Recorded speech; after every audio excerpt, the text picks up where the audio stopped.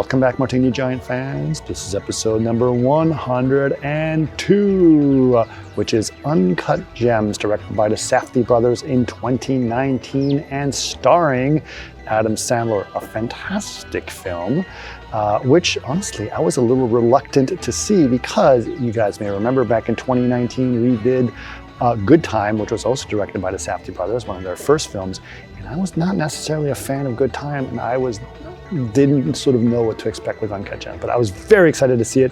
Really cool stuff, super important film. Almost I wish they made more films like this because I think these are sort of reminiscent of some of the cool stuff they used to do in the 70s. I'm not saying it's a 70s film, I'm just saying that it was exciting the way that 70s films used to be. And I think that this is really interesting that they did that. Anyway, so lots of cool stuff to discuss, and I'm very happy about that. But a couple of announcements. If you guys are watching us on YouTube, welcome. Thank you for joining us on YouTube. If you'd like to see us on YouTube, just go to youtube.com and just look up Martini Giant. We don't have a specific URL for it just yet. We're going to work on that in a little bit, but go check this out. And if you do check us out on YouTube, please subscribe. We'd like to have you just to subscribe so you guys get notifications when we are there, and like this podcast. But you may be asking, if you're on YouTube, how come you only have 3 episodes and it starts with 100? That's because we only started making videos of these as of the 100th episode. So it's a new system, something we decided to do special for the 100th episode, and we're excited about that. Couple of new things we'd like to do. As you guys may know, we record these all on Twitch, which is twitch.com/martini_giant. If you'd like to join us on Twitch, we'd love to have you there. But we realize that not everyone is at the same time zone that would make that possible. And we have used Twitch to raise money for Martini Giant, but we have decided that maybe it's better to start a Patreon page for that. And if you guys would like to support us and you're big Martini Giant fans, please support us on Patreon. We'd love to have your support.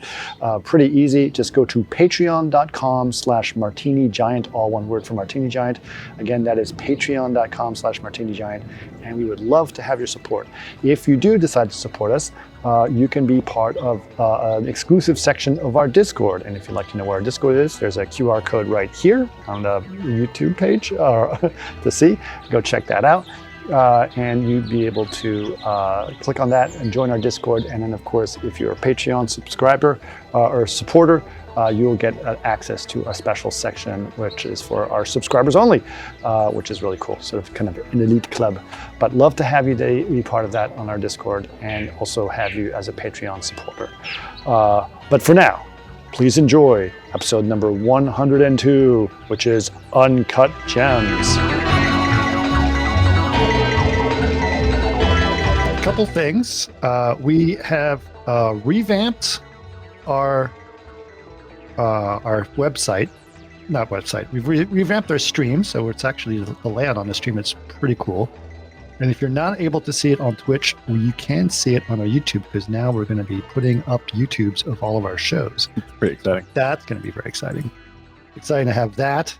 But because we started to do these YouTubes, I said, hey, let's get fancier layouts. And so I've changed the layout of how we're doing our talk. And that's like, because I'm able to utilize the NVIDIA broadcast plugin in OBS, which is working beautifully right now, to be able to get that in there. So very exciting. We can see every pore on my forehead.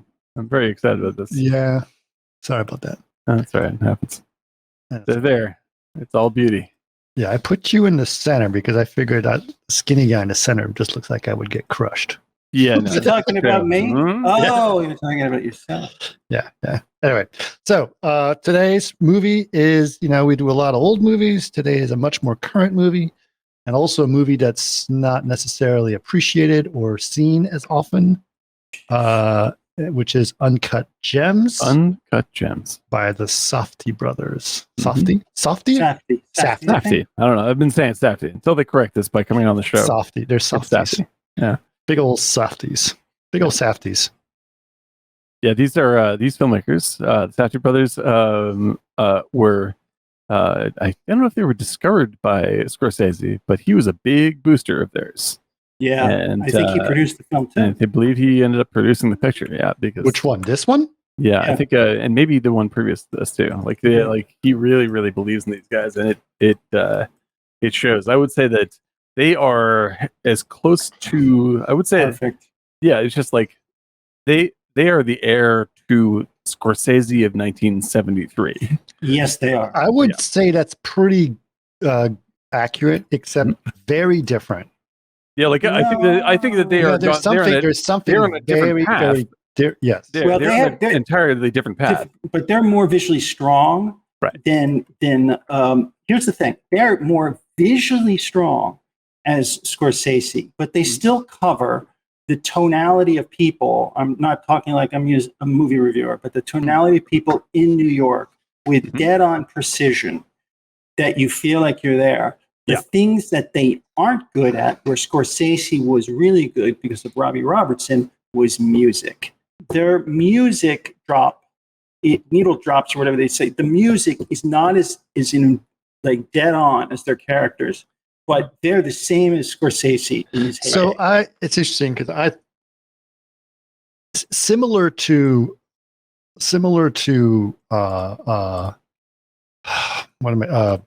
Good Time. Mm-hmm. Their music is it takes either some getting used to, or you just don't like it. I don't like it, but it doesn't engage you in the scene. I'm not saying this is bad, I think it is. I think it's very much a style that they're going for. Yeah, I'm a giant fan of the music they use. However, it is not used for the same. It is not used in the same way that Scorsese uses music. That's right. Okay, it's a different kind of effect, and it's not needle drops either. Yeah, that's what I mean. It's a tone sculpting mood stuff that's happening. Right. Like it's not it's so much in the background, almost louder than the dialogue. Yeah, and it's like this, and it's largely like it creates, instead of like this Scorsese 70s, it creates sort of like a mid 80s new wave sound, which is very, very different. It goes with the night and the color range. Yeah, if I sound too obscure, but that's it. But yes, Scorsese did needle drops. You remember What Is Life? From All Things Must Pass with George Harrison in like Goodfellas, that just drops right in, or like Stones in Casino with Nicky Blue. Can't you hear me knocking? Can't you hear me knocking? Where they're doing the jewelry store stuff. Right. Awesome. But these guys are, man, it's like watching Get Carter if I was around enough. Well, I think it's really what you pointed out. Well, the first point you made is something I hadn't thought of, which is like Scorsese isn't. I mean, obviously he's one of the great American filmmakers, period. But like he isn't so much a world building director, right? Like he's not like he's there for the immediate opera of the story of a few characters, right? Yes. And these guys are so into the richness of the environment, like it's almost a different movie happening behind the characters. Like there's the character you're following, in this case Sandler, and his immediate circle, right? But you feel like he's in this extremely dense, overwhelming world. Have you been to the Diamond District? Well, this is what I'm saying, right? It creates an environment and a world that like is on a different level than what most filmmakers can. Yeah, but Scorsese, it's the same as Goodfellas. He captures that world through just the characters, and by bringing in these accurate characters. Yeah, and I would say that this movie is much more real than even Goodfellas. Well. The characters are. It's not, because Goodfellas was recreated in a time in the 60s. So if you were there in the 60s and 70s, you would say, holy Christ, did they nail that character, all those characters, the way they wore their clothes and everything. It's more of a newer thing. But the thing about it is, though, everyone is real. And even the guys that were the henchmen or the kind of the rough guys for Bogosian, holy moly, those guys were like, that's real stuff. That's his first film. Yeah, the hitman guy or the guy? The henchman guy. That guy is Jesus, was he good. He looks like a ham like the grandfather that's been cut in the shape of Tim Miller's grandfather. Right. Yeah, I think that like I get, and let me know if this is what you're getting at, Chris. It's like, because I agree that like Goodfellas isn't the same sort of level of reality. And I don't mean that as a critique against Goodfellas. I don't either. Like Goodfellas is more like it's blending. It's a romanticized vision of the past, and like the characters are slightly larger than life, and they're more like old like 1940s movie characters. Let's compare it to, say, not Taxi Driver, but Mean Streets. Mean Streets. This is Mean Streets. Yeah, this is Mean Streets for sure. This is Mean Streets. Yes. Yeah, that's exactly right. The world is right, is captured, right, and everything about it. It's very visceral and very immediate. And tense, and it's all real. And he picks up from the world and he puts it right in. Yeah, absolutely true. Because I feel like there's great American filmmakers. I think it's awesome. Have you seen their other stuff? Have you seen them? Yes. Yeah, like they've been good pretty much out of the gate. Are they good right out of the? Yeah, they're amazing. And I think they are the great American. And I wish we had more movies like that. And it kind of makes me, with the movie we're writing together, the short, all of us, it's like, well, wait a minute. I mean, these guys are dead on. It's so great. And I was so tense the whole time. And I've seen it before and a bunch of times. Right. I still was like, holy Christ. It's an extraordinarily well-made movie. I mean, it's really like, I'm going to jump. I'm going to bury the lead right now. You don't need to move. I'm going to bury the lead right now. Oh. I still like. I think that this is their best made movie, their densest movie. Everything in it is incredibly well fashioned, and it's an A+ across the board. That said, I still like Good Time more. Okay, so I like Good Time substantially less. Right. No, and I know that's where we're going. So before we go there, I just want to set that up. Like that is the like I want to part of what I want to have in this conversation is what is it about Good Time that I'm reacting to even more than I am here? Because the protagonist was more of a not a loner, but more like there was an isolated strength to his character, like an artist would be, and I think that's what you're identifying with. Maybe so. Yeah, and it's not, but there's an extreme dangerousness that I experience in Good Time, like in every single scene where it's the kind of movie where Pattinson might have been killed in the middle of the movie and the movie would keep going. And I would have been like, okay, I guess that's happening. Like, it feels like such an unhinged experimental ride that I feel like it's very attractive to me that I felt in danger. And even rewatching it, I felt like this is so live wire. I don't know what to expect literally at all. Whereas with Uncut Gems, and this is not a criticism, like Uncut Gems it can only happen exactly the way that it happens. It's a flawless example of itself. Like there's no way for it to change anything in it without it being without it lessening the other parts. Like it's a perfect film. And Good Time is not as good in any filmmaking way. I agree. Nope. But there is a instability to it that I was just like, I don't know if you made Good Time better, you make it worse. It's really weird. I was just like, this is really weird. Like I can't imagine polishing this movie and having it work the way that it works for me. Okay.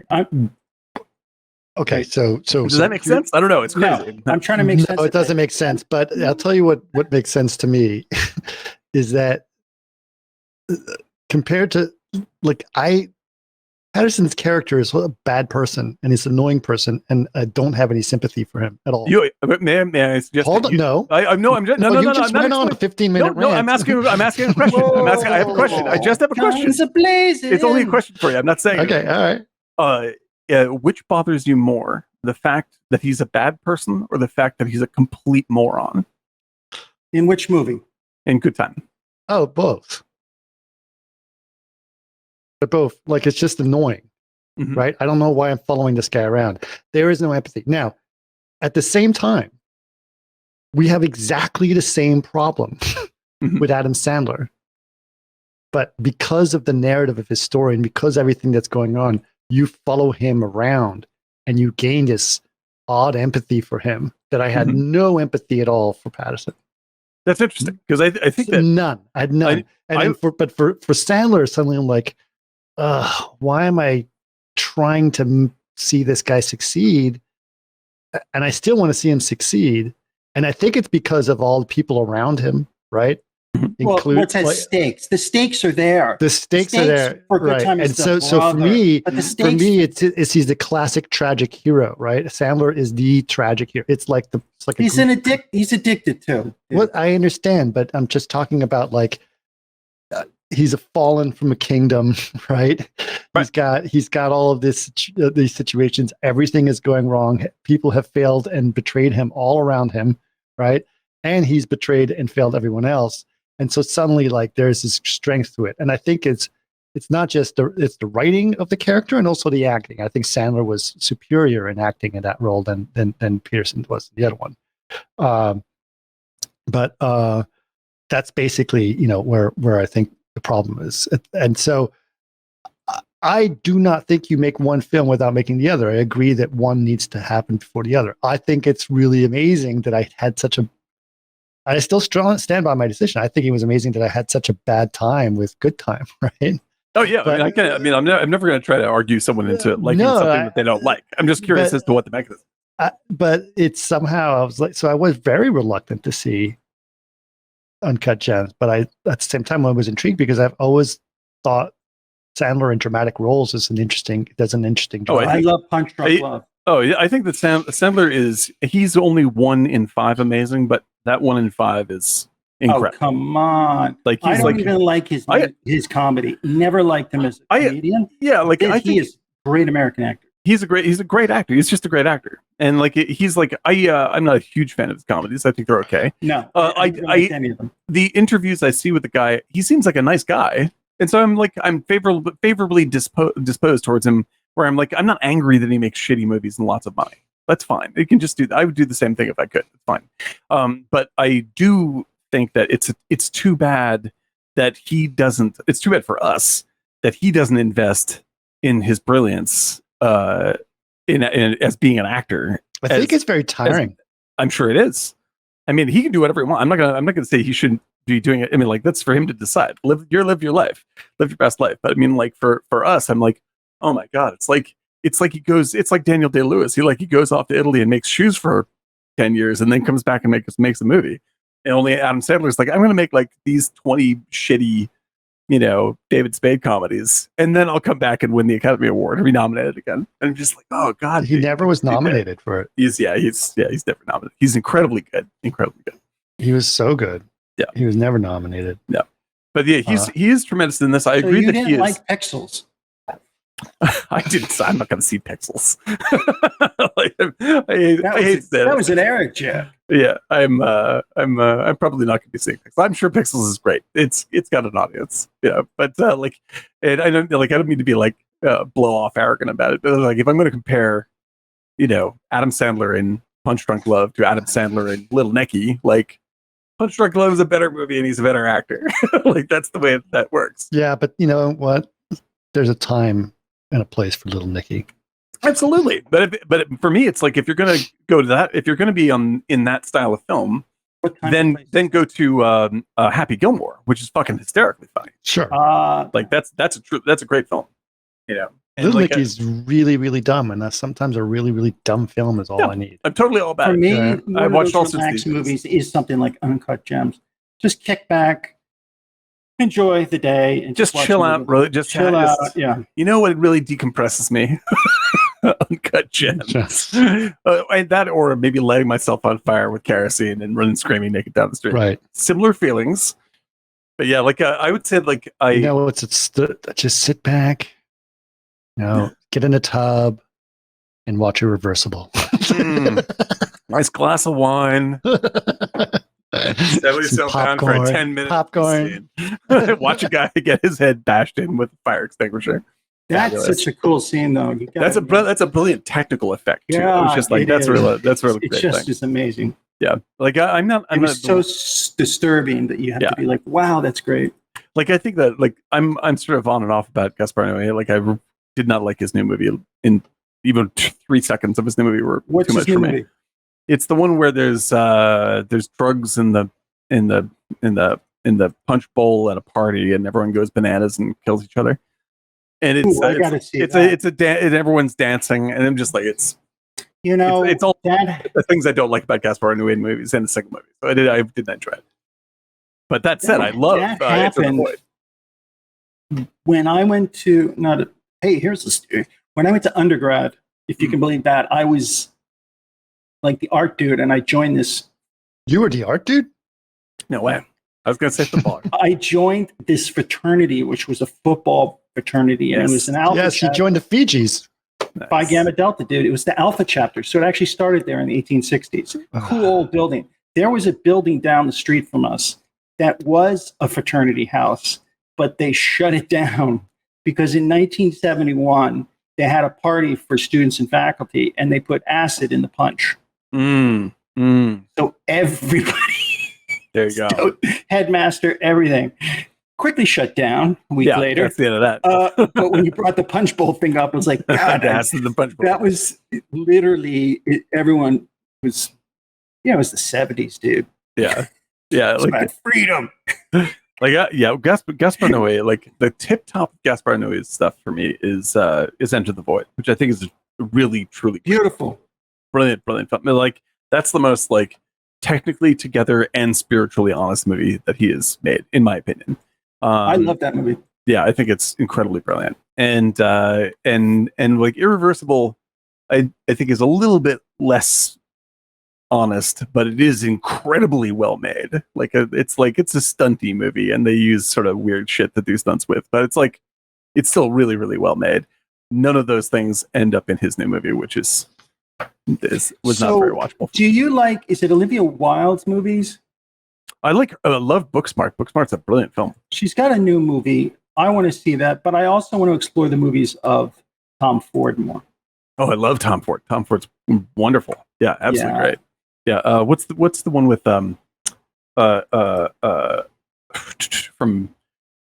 You mean the movie he made called Pilots Dare to Dream? Pilots Dare to Dream too. It was fantastic. No, the one with Bridget Jones's Diary guy. What's his name?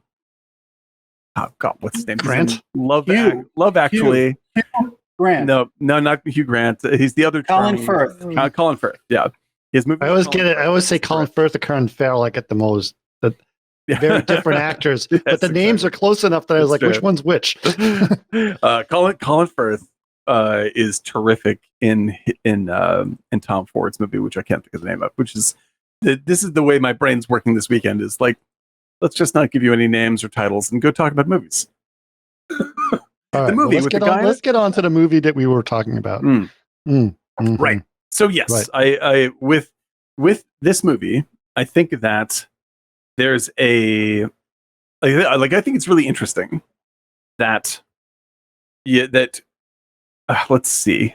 Like I think of Sandler's character as much of as he's to me even more of an idiot than Pattinson is, because he's an addict, because he is smart and Pattinson's not smart.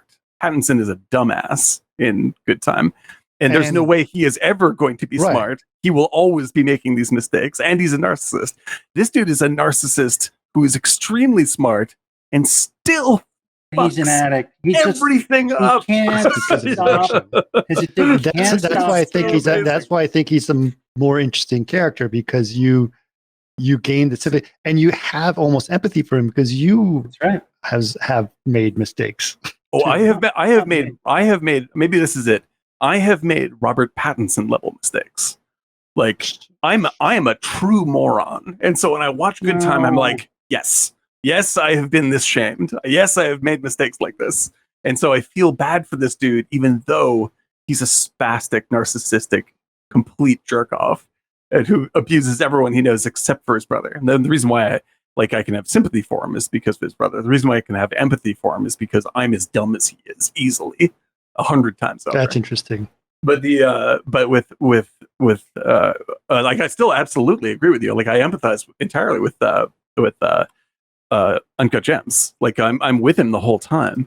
But like like every time he makes a bad decision, I'm just like, dude, you have the brain to not do this, and you still give in. And I think what's wonderful is like when he wins the first big bet of the movie. It's like the first few scenes, and his reaction to winning. When you say addict, like his reaction to winning is literally orgasmic.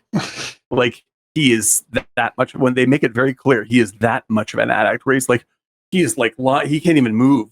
He's just like he is completely overwhelmed by the release of brain chemicals. And you see that's what drives him is he just can't let go of that. He just can't get away from it. It's amazing. It's really brilliantly set up.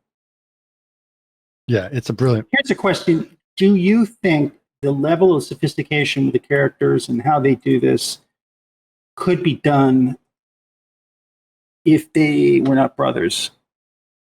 Oh, in Good Time? Just in general as a directing team. There's something about Oh, yeah, no, like I think their magic is like, and the reason why they're able to construct such like messed up, despicable people is because they understand each other extremely well.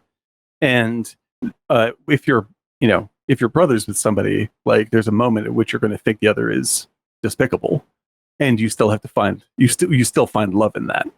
And so when I found out that Benny Safdie himself was playing the brother, like it made sense because the first time I saw in Good Time, when the first time I saw it, I was like, I don't know where they got this guy, but I think he might actually be a person with mental difficulties. Like, and it's actually the director of the film. Like, it's so beautifully portrayed and so empathic, and their relationship that they designed for those two is so grounded and real that the movie literally wouldn't work at all without that. But I think you're right, because of the director's relationship as brothers. Like where there's like you're going to be there for your brother no matter what, and being able to project that on screen is really, really important. It's also a sophistication of the characters that it's almost like having their kind of back and forth. There's a dynamic with having somebody so close. I'm going to reference something, and you're going to think I'm crazy. But hi Finn, our new dog. Nice. Is that the Van Halen brothers? They always would say like they're in the pocket, like between the drumming and the guitar, it was just something so different. It's just bound there was up. This connection between them. Yeah. And it was like, they're in the pocket, meaning they just have it. There's a connection and it's done. And it's hard to beat that. And I feel like the way these movies are so sophisticated with the characters, you need two minds to kind of wrangle this kind of ebb and flow Absolutely. so perfectly. And not that Scorsese couldn't do it. It's just not what he chooses to do. Like he just does entirely different thing. Whereas like, especially in Uncut Gems, like it's amazing how much they're able to expand that. Like Good Time is a very localized story, but like Uncut Gems is so complex. There's like 5 or 6 main threads that you have to be very current on all the time emotionally. There's the wife, there's the girlfriend, there's the kids. That's right. The bookies, that's how they pull it off. Because most of the times, the characters, the secondaries, the wife, the kids, there wouldn't be as much depth. They would just blow it off. Yeah, exactly. Yeah, it was just like, you're horrible. Get out of my house. My wife hates me. Right. No, there's such richness in them. Right. And it's because of this kind of balancing of so many different emotions that you need. And I don't even think Scorsese went to that level. He allowed De Niro to bring all of that to the table. Right. Whereas these guys just pulled it out of thin air. They're great American filmmakers. Yeah, because like imagine if you saw the Safdie brothers, and this is not to take away from say Taxi Driver at all. Like Taxi Driver is a yet better movie than anything the Safdie brothers have made. But that said, if the Safdie brothers had made Taxi Driver, you could see the difference in like how they would treat the Sybil Shepherd storyline without. So here's this: Daniel Day-Lewis did a Safdie brothers film, or Liam Neeson. That would be a film. My God, can you imagine? Oh my God, that'd be insane. I would watch this. This. But like that's the thing, is that they have this incredible ability to, like with Sandler. I mean, Sandler had already been a great actor in many movies, and there was still stuff I had not seen from Sandler that they were able to tease out of him. Sandler didn't know about this. Yes, right. I was about to say his wife convinced him to do it. No, but the thing is that his manager read it in 2010 because the Safdie brothers sent the script to them in 2010. Oh, and turned him down. He said, "Oh, this is crap." Then they came back in 2016, and Wexler, their manager, said, "This is crap. I'm not going to even tell him about this." And then I think he was somewhere, and they're like, "Hey, did you ever get that script?" And they said, apparently, from what I read, is his wife saw Good Time, loved Good Time, found out about the script of. Well, they cast Jonah Hill because I just saw, prepping for the show, I saw an interview with what's his name, Adam Sandler, and he was saying, and it was Jonah Hill was originally cast, but he didn't know about it, so his manager turned down twice. Oh man, yikes! That's wild. What kind of? That's wild, dude. Yeah, that's funny. And Sandler was wearing fake teeth the whole time, so he'd get that weird. Yeah, the big super. Yeah. Well, it particularly works in the end, like after the final scene. Spoiler alerts, by the way, before I say anything. When he is lying on the floor. Was that not like Butch Cassidy, the still that they zoom in on? Yeah, it's so good, dude. And like, because he looks like he's smiling because the teeth. Like he's just like, he is smiling. Yeah, like it's in the moment of absolute joy. He is smiling. That's the whole point. Yeah, it's just great. I'm going to get through the ending because I think it's such an incredible build-up, and it's, in my mind, is one of the most perfect endings to a film. Along the lines of Butch Cassidy, by the way. Just in terms of ending. So should we go through the story? Because I've got it all laid out. I love it. It's pretty, okay, it's hard to follow. One thing to be sure, it is frenetic. Yep. It's thick and fast. Cacophonic, is that the word? What's sure. the word? Yeah. It is a cacophony. Cacophony. It is a cacophony. It is cacophonic. It is totally crazy. And if you have ever been to the Diamond District in New York, it is 100% like that. Sure. Yeah. Right. Disturbing. Like, you're like, what is going on here? Super high energy, like dense seedy. culture. You don't know the lines between petty theft, weird money laundering, and completely legitimate jewelry business. Yeah, everything is crossing over each other. Crossing in the same thing. And a lot of those places, like the pawn shop place that he goes to, which I'm going to get to the pawn shop, is not really a shop. It's just a section of a counter next to other stores. Right. So there's large gallery places where multiple stores next to each other, basically, right next to each other. They practically share the same cases. But it's very, very interesting. So, but it doesn't actually start there. The movie starts in Ethiopia. And there are miners working there, not young children, but miners, not miners. Yes. And African mines, as you know, many of you know, there's a scene where one of the miners comes out and he's severely injured, and the miners are yelling at the bosses that are all Chinese. Which is 100% accurate. The Chinese have completely taken over all the resources, and like most of Africa. Is completely invaded by Chinese business and Chinese. Yeah, like they built they're reaping all of the things. China has built a number of the embassies in Africa, and one of them they had to the people of the country it was in discovered there's a bug, like a listening in bug, built into the wall here. And then they tore the building down and found 400 other bugs that the Chinese had built into the building. So every embassy that they have built in all those countries is actually a giant spy device. Right. Pretty cool. Go China. Nicely done. Yeah. So they have taken over the entirety of Africa. Most of Africa. So anyway, through that situation, then a couple people go down into the mine secretly and recover a rock that you find out later is a gem that is very, very colorful. Iridescence, glows, done lots of depths. Fantastic, but it's only visible through these little windows. Most of it is still rock, but the gem is buried inside of it. You can sort of see the gem inside of it. And it's pretty interesting.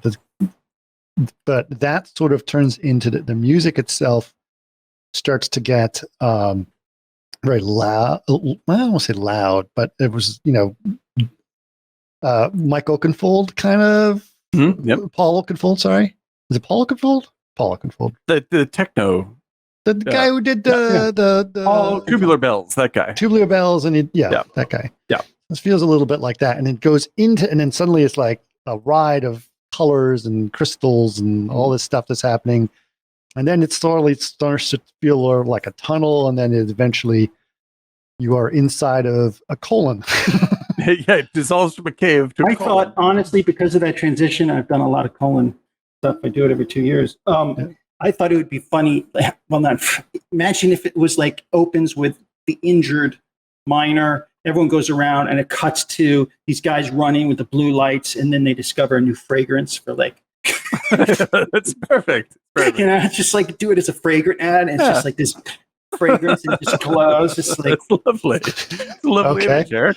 People would be so pissed they wouldn't buy the product. But I thought it would be like, imagine if it was just an ad. What in God's name was that? But yes, that's it was a beautiful gem, though. Actually, yes, opal. It is. It's an opal. Well, black opal. Very key part of the film, obviously, since it's also part of the title of this film. By the way, I want to thank Jason for subscribing for one more. Thank you. Yes, thanks, again, great to see you again. And feel free, guys, if you guys are Prime subscribers, you get one free subscription a month you can give. We would love to be the subscription that you give your one Prime subscription to. It's really helps support the channel. So please go ahead and do that, because I know we have a lot more listeners, by the way, now. Excellent. So a lot of people have been trickling slowly. It's like going to church before the communion, and then you'll get there. That's right. The cake later. Alan Schneller, thanks for the moral support. I appreciate that. It's good to see you. Mm-hmm. Yes, we're in Sandler's colon to begin with. So we're in the cold. And I do want to say something that was interesting as before I saw this film, because I remember I was reluctant to do it. I was getting a colonoscopy, and I was making a joke with the nurses before they put me under, saying I watched Bridesmaids to make sure I could get ready for this, because you have to go through a whole clean out process. And he goes, oh, that's funny. He says, I was watching Uncut Gems, and it starts off with a colonoscopy, and I was like, what? And then that's the last thing I remember. That's the last thing I remember before it shut off. Or the Iris wipe. That's right. What? Why would I say that about our Southie Brothers group? Oh, I wanted to see that. Yeah, that's it. Yes. Okay. So anyway, besides that, let's see what else is going on. Where was I? Okay, colonoscopy. So we see colonoscopy, and it's you see the guy talking about how clean he is. Oh no, there's a polyp there. We better get a biopsy on that. But it's very clinical, and the music again is overwhelming at this time. Mm-hmm. And then it cuts, same music, but it cuts to him walking down the street. What streets did Diamond just stick on New York? The 30s. The 30s, right? On the east side, yeah. Yeah. And so he's walking down the street, and he's stopping by one place, is picking up some cash at one place, and then hold on a second, I had it because I had to write it all down because it gets complicated. Walking down the city, gets cash, and then by the time he goes back to his he has a jewelry store which is located on an upper floor, so it's not on a storefront situation, but it's its own private little office that they have. So it's by quote unquote invitation only, not people coming off the street to buy things, right? Mm-hmm. And so one of the people that's in there is Damani, who is this black guy who brings in fellow black people. Yes, want to buy famous folks, music artists, people in sports. Who basically want to spend a lot of money buying really, really gaudy jewelry. Yeah. I mean, very gaudy. Yeah, very showy. And the actor playing this is Lakeith Stanfield, who's one of my favorites. He is on the show Atlanta, which is one of my all-time favorite television shows. And he is also in a great movie that I recommend called Sorry to Bother You, which is one of the most bizarre things you'll ever see in your whole life. Right. Great actor, though. Terrific actor. Have you ever, every time you say Sorry to Bother Me, it's like, oh, I've seen it. It's like, oh no, because I keep confusing that title with Can You Please Forgive Me? Oh, yes. Okay. Yeah. Sorry to Bother You the way that I know that people have seen Sorry to Bother You is the moment I say the title, people go, oh yeah. Right. Because there's a point where you're like, this is a really good movie, this is a really good movie, and then something happens which makes you remember that something for the rest of time. Oh, really? I gotta see So it. it's When did it come out? astonishing. A few years ago, 5 years ago maybe. Is it a movie or a series? It is a movie, and it is pure genius. I also, if you haven't seen Atlanta, the show Atlanta, top 3 television programs of all time. Perfect. Never seen anything like it ever. Unbelievably good. All right. Okay, so where were we? Well, Keith Stanfield comes and gets musicians and sports folks, famous guys, to come in buy really quality jewelry. Yeah, but he's not. So he's just there. But also in the store are 2 guys who are gangsters. Oh, and these guys. The thing that surprises me is like these They're guys real deal, these are the real deal. And the guy, especially the heavy one, the talker, that's his first movie he ever made. And I would not. He makes Joe Pesci look like a pussycat. He looks like it looks like he took a side of beef and quickly hacked out the image of a man's face and put it on a table. He's great. He's like a cube with a face stretched over it like Hellraiser. It's like it's really something. Yeah, tough. And then the other guy is just a complete the guy that doesn't talk that much. That guy's a complete meathead as well. Yeah, it's crazy. But tough, and they're like, we're here because of you're friends of Arno. So we find out this guy named Arno, right? And you can tell that these guys are there there to collect something, and then, but Adam Sandler, who's got a bunch of customers in the store, like, oh yeah, you should have some of our water. It's like, I'm not interested in water, and then he just literally smacks him. He's like, I said no water, and gets everyone by surprise. Like, oh no, everything's okay. So you're realizing, okay, he's in a situation unhinged, right? And so, but also, Adam Sandler is in trouble. Right? He owes money to someone. Then probably someone who brings in the heavies. Let's just put it that way, right? Right. And so it just gets crazy. But also you should realize that Adam Sandler is the kind of guy who is every second doing like 3 different things. Right? He's on the phone. He's doing this. Oh yeah. So show him the new things. I got a He's always is one of those characters. And that almost brings anxiety to you just watching it. Oh, that's the helps, dude. It's so just how much stuff he has going on.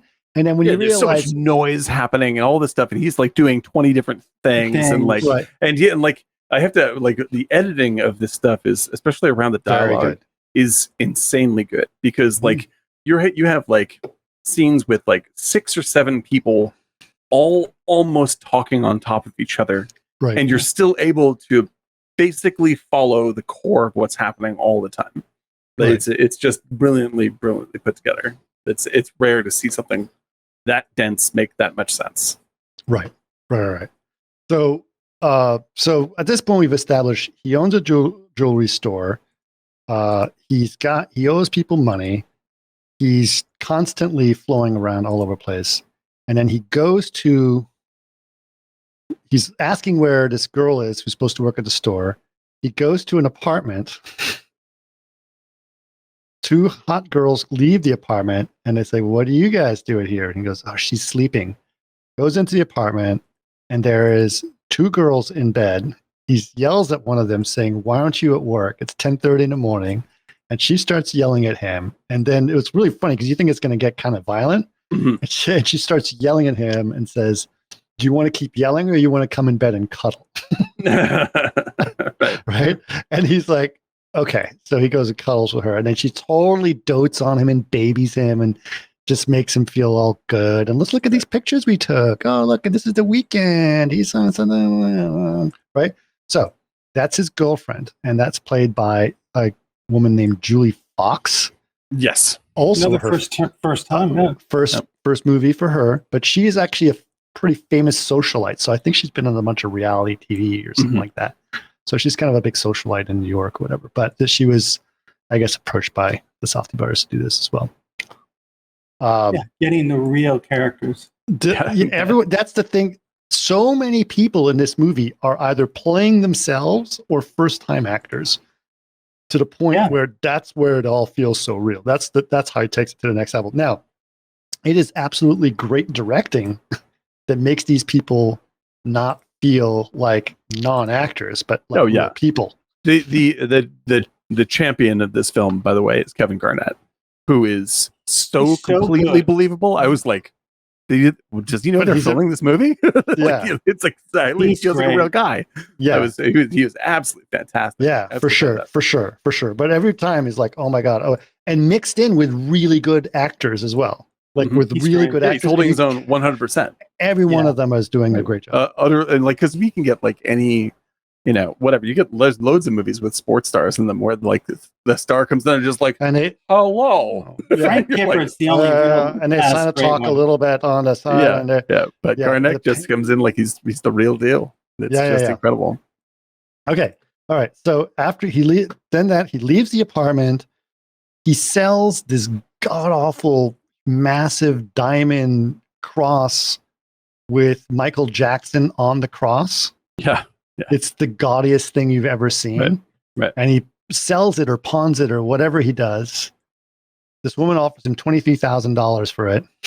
He takes the money in cash in an envelope, goes straight to a restaurant to place it on a basketball bet. He's addicted. Yeah. It's so like, what? There's never even any decision time. Like he's just like, because he knows that he's got bookies that are going to come and break his legs, but he can't resist making the bet. He gets enough money to cover the bet. He's like to push it. One more step. Yeah. Right. So he goes to the guy, and the bookie's like, no, I don't want to have anything to do. He's like, look, here's the cash. Here's what I want on it. Blah, blah, blah, blah, blah. And he puts them on and he gets a bet. And he's like, and these crazy bets. I don't know anything about sports betting, but it's not like it's this, who gets the tip off, how many points, how many rebounds. Like it's just very complicated bets that he's placing. Obviously he's been doing it for a long time. Right. Okay. So he places $23,000 worth of bets. And then he walks out almost at the very end, like before he even finishes the bet. Guy says, finish the bet. And he goes, Kevin Garnett is at my store. I got to go right now. So he goes to meet Kevin Garnett at the store. So Lakeith Stanfield has brought him in. Right. So Damani brought him in, right? And Damani wants to sell him one of the Rolexes because apparently Damani has been like all these stolen Rolexes and trying to get percentages on these Rolexes from him. But he says, no, like, look around. He's like, I'm not selling watches right now.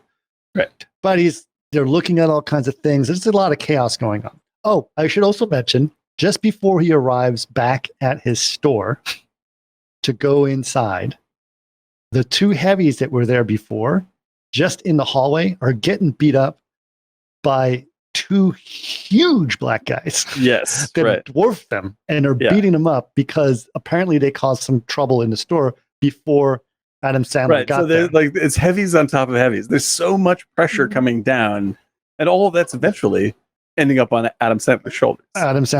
So the two heavies that originally went to collect from Adam Sandler are now being like literally kicked out into the hallway.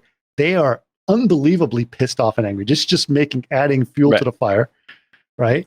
The two other guys are like, "Say, it's my store, and they're like trying to get in. And it's like, no, come on, let me in. And so they all go in, and so they all realize that that's his store and that's what's going on. So that's when they're meeting Kevin Garnett, trying to sell him some. What were they? Gremlins or Furbies or what? It's a Furby. It's like a little gold Furby with gold, not so little. It was a pretty almost like huge. Yeah, about the size of smaller than a regular Furby, but still very about the size of a grapefruit. But you would wear it as a pendant, and it's filled with diamonds. Yeah, it's tacky. It's the tackiest thing, and its little eyes move. Yeah. And it's like it's a necklace, and it's probably $15,000 or something stupid. With that kind of stuff, the tackiness is the point. That's the gag. It's such a flagrant waste of money that's the eye-catching bit about it. Right. Yes. Yeah. It's like, look how much money I have. I can literally throw it out the window on fire and wear it. Money means nothing.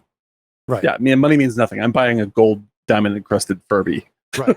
Like, yeah. And it's even funnier. Like at one point, he goes into his so a box arrives. Throughout this chaos, a box arrives. He goes, "It's it here! It's here!" And he goes to grab the box, and he's bringing it into the back office. The big box, by the way. At which point, one of the guys who works in the back says, "I've been giving you 8 years of my freaking life. These guys are starting to find." They tore my shirt, and he goes, "Don't worry about your shirt. Here." And he grabs a shirt from behind. Gucci, and he's like, "This is a Gucci shirt. It's worth $500. $500. Good. And he just says, "It's like, I don't want your fucking shirt. I just don't want to get beat up by thugs." Right? And so he doesn't get it. To him, it's all like money in, money out, like whatever, you know? Yep.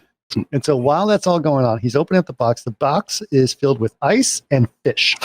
Yep. Right? And he's feeling the fish, and he feels one of the fish. And he opens up the fish, and he opens up the cavity of the fish. Inside the cavity of the fish is a package. Inside that package is the opal that we saw from the beginning. Mm-hmm. And that's his opal. He's so excited. And so he's like, runs back out from his office, goes to Kevin Garnett and says, "Check this out. I just got this," right? And Kevin Garnett's like, "What is that?"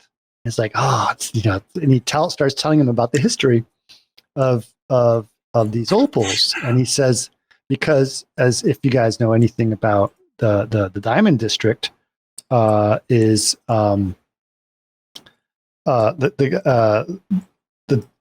Jewish. The whole place is Jewish, right? And most of the Jews come from Antwerp, and all the diamonds come from Antwerp. But the flight from Brussels to New York is a lot of Hasidic Jews are traveling on that, and they're all working in the Diamond District. Right. Well, you know, and one of the most fascinating parts of the movie that they really emphasize. Yeah. And I mean, the Safdies are Jewish, and their dad worked as a runner in the Diamond District for a guy like that. Yeah, exactly. Right. And like there's a very subtle, rich history embedded in this movie. Like that, and it's not. They don't stop and talk about it, but there's all sorts of little notes all over the place, and that Sandler himself, his character, is actually a very devout person. True. And he is like, and so like this community and this religion is extremely important to him, and his family is extremely important to him in these very specific ways. And all the stuff is very nicely detailed.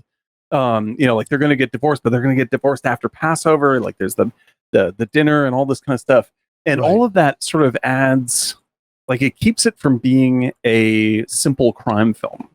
Like it's like like there's not just sort of like a film about breaking addiction to. Yeah. I mean, like there's on the top level, the most entertaining level, it's a thriller about this guy who's in trouble because he's an addict, right? But the emotional sort of bedrock of the movie isn't simply that you're hoping that he gets away with it. Like there's a very deep connected family history that's sketched out with everybody in the movie. And with the community that he is a part of in the Diamond District, and also in the story he tells Kevin Garnett, like it's just like there is an even deeper history that this rock represents. That because this is mined by Black Jews in Africa, Black Jews in Ethiopia. And it's just like the movie that takes on like an almost spiritual level of history embedded in this rock. And he actually says it says you can look. It's looking through history when you look inside the rock. So he goes through this big myth, gives this big story about history and mythology, and not mythology, but that's all at the end of the movie, though. No. Yeah. Well, that's true. But he also talked about it to Garnett, which is making him more and more fascinated with this rock. Right. And Garnett is seeing into the rock. When he looks into the rock, you see flashes of interconnected history in his own mind, right? Like so, it's activating. But what this rock means is more than just money. It's depth of connection and sort of like a bedrock ground validity to your life and your history and your family. Like this means so much to Sandler because of the actual things in his life that we only get a quick sketch of, like his family and all this kind of stuff. The reason why it feels so deep is because that's the stuff that's actually at stake, and it's represented by the stone, right? Right. And so him going after the stone isn't simply greed. It is right. It's like if it was just I'm going after, a diamond and because I want to be rich, then the movie would be it would still be a great movie, but it'd be a less deep film. They successfully build this understructure that says what this rock means to him is the thing that he's giving up by chasing it. Like the thing that he's risking by chasing it is itself. And it's just I kind of also saw that, like, he talks about it like it took 17 months to acquire that. It's something that he did on his own. And when you meet his wife's family, you realize that they're so wealthy and powerful within that business. I feel like the movie is just a slow suicide of himself. Yeah, it's like, well, he failed and didn't fit in. Because he will never ever prove himself the way this is what he's actually getting. And what he really wants to do is prove himself to his father-in-law, which is right. Which anyway, and it's impossible. It's impossible. We'll get to that in a second. But he goes through this incredible story with Garnett, and Garnett is looking through it with a loop. And by the way, he had reminded people multiple times, including Garnett, not to lean on the glass. But he has got his two elbows on the glass, and he's looking through it. And apparently, what they had done is they had rigged the glass with an explosive. And they didn't tell Garnett when he was going to pop, so that it totally, like, they try to find a moment where he wasn't paying attention, and then that's when they popped it. Right. So he breaks the glass, goes through the whole thing. Anyway, Garnett said, "This is a sign. This is a sign. I have to own this. I'll give you this so much money for it, or $150,000." And goes, "No, this is like a 600 carat gem. It's worth like $1,000 to $3,000 a carat. It's it's worth $1 million, right? It's at least $1 million." And it's like, and by the way, I can't sell it to you. It's to auction. Because it's already going, I promised it to auction, right? They're putting it into a thing. And so the guy is like, well, he says, like, I got, I have a game tonight. Let me borrow it. Which was, really? Yeah. Like, yeah. Part of me feels like at this point, where is the diamond starts to feel a little bit like what is that Night Shift movie? Remember that? Oh yeah, right. Whereas like he's just constantly chasing something to do another thing to do another thing. Anyway, so he lets Garnett borrow it, but of course, immediately says, "I need collateral." So he tells him to give him his championship basketball ring as collateral for the opal, right? And they say, and I was like, "What, are you crazy? You can't take his ring." And then Garnett says, No, that's fair. He gives him the ring. Okay. So the exchange takes place. They leave. He immediately takes the ring and pawns it. Yeah, like within seconds. No, he does it with collateral. He does it with his brother-in-law or his brother-in-law's shop for collateral. It's not his brother-in-law's shop. It's the pawn shop. But Bogosian was that's where you first meet Bogosian. Bogosian is his what do you call it? His uncle, Arno, right? Yeah, that's Arno. That's Arno. That's not the guy. That's not the guy. Yeah, it's not the guy at the shop. But he doesn't pawn it. He borrows against it. No. Because they said he says, "Do you want to pawn it? Do you want to sell it?" They say, "Do you want to pawn it? Do you want to sell it?" He could sell it. It wasn't his. They said, "Pawn it." So, well, the deal with pawn. Yeah, he pawns it. If I don't come by Friday, pawn it. No, if he doesn't show up by Friday, he owns it. He says, "It's my ring. If you don't show up by Friday, it's my ring." Right. That's what he says. So that's why he's pawning it. But it wasn't his to pawn, though. It doesn't matter. Doesn't matter. He does pawn it. Like, that's exactly. I was under the impression that he was borrowed. He used that as a collateral for a loan. No. He literally straight up pawns the ring. He's pretending like he owns it and is pawning it. And he not only that, he needs to get it back in order to get. Of course he does. But all he knows is that he has something of extreme value in his hands, and he can get immediate cash for it and add another basketball. He's like, "Don't worry, I'm gonna get. It's not like I'm not gonna get it back. I'll have plenty of money to buy it back." That's what he's thinking. That's the addict talking, right? Don't worry, because I'm gonna win this. He does not own Garnett's ring, right? And he pawns it anyway, right? Like, that's so. Then he takes the additional money, which is another $16,000, whatever it is, right? He takes that, goes back to the bookie because he has this feeling that because Garnett has the opal, he's going to have an unbelievable game. And he starts saying, I want to scrap that bet, do another bet, add all this money together, all on Garnett, all on this. And the guy says, what the hell? That's the dumbest bet. What do you know? Why are you doing this bet? It's the dumbest bet I ever heard. And he goes, I disagree. And he walks away. He's so excited. To him, he's like, I am going to be so rich after this. Right. I am all set. Right. So that's what happens. Okay. So then he goes, the next thing you know, he's in his house, and you realize this is the first time you realize he's actually married to someone else.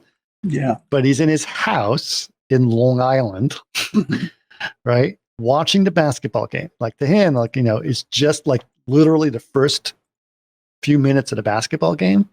And his wife comes down, starts yelling at him. It's like, where the fuck have you been? I've been texting you. You got to put your son to bed.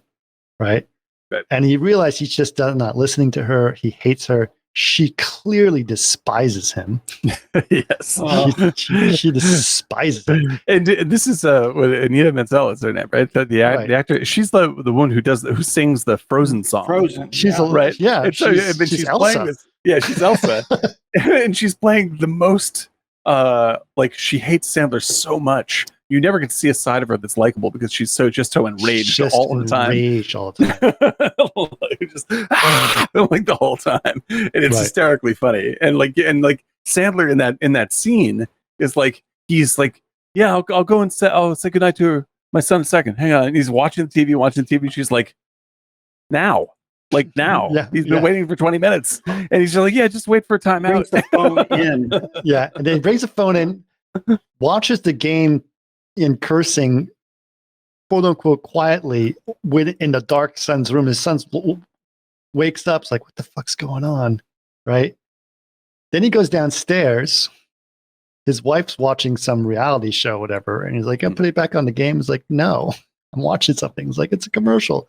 It's the whole thing, right? At which point he says, fuck it, and he leaves to go back to his apartment, right? To meet his girlfriend, right? And then he's watching the game in the cab on his phone and wins big, really big. So super excited. He is, like you said, that he feels like unbelievably orgasmic, right? As he has this experience. He is completely like these endorphins are through the roof. Yeah. He's in the apartment. She's not there. He calls her. She goes, where are you? And he says, oh, I'm in the elevator on my way up. And he goes, where are you? He says, oh, I'm in the tunnel. I'm going to meet you, which he's lying because he's already in the apartment. But she says, I'm in such an incredible mood. I can't wait to see you. And she says, okay. And so then he decides to hide in the closet while she's there. And she comes in and she starts to get ready, shall we say? Gets into her lingerie or whatever. And they start having this fake texting, sexing thing. Very weird and awkward scene. I don't get too much in details because it's not super important to the plot. But basically, you see that she is very much prepared and ready for him, and he can get everything he wants from her. She's very much the same kind of person as he is. Right. Like they are cut from the same cloth. Like I think that like she cares about him. She's the only one. She's the only one that really cares about him. She's the only one who really understands him because she is very much like him. Yeah, she makes dumb mistakes at the moment also in the movie. Yep. So like they're on the same page, good and bad. And so their love story is very believable because they're both selfish. Yeah, they're both like, they don't think too far in the future, and they're both pretty selfish. They don't think of the consequences of their actions. Right. Exactly. Right. So anyway, that's what happens there. So that's the end of that. Hold on one second. Let me see what's happening. Hold on a second. It's a complex plot. Okay, hold on. A lot of ins, lots of outs, dude. Shit, where was I? Wins big. So I was like, wins big, and then what does he do from there? Does he? Well, because then he gets his ass handed to him, right? Oh, right. Okay, right. He goes to the school play. He still needs to get the gem he still needs to get the gem to the auction house. Right. So he goes to the auction house and he's saying, Damani's got to get here with the gem from Kevin Garnett from the night before because I got to get it to the auction house. So he's there waiting at the auction house. They do not like him. They're very fancy, very hoity-toity at this auction house. As you can imagine, like Christie's. It's supposed to be like Christie's, right? Yeah. Here's this kind of scummy guy. By the way, you know who the woman is who's on the phone who you never see? Oh, no. Tilda Swinton. Of course, it's Tilda Swinton. I would believe that Tilda Swinton works for Christie's. Yeah.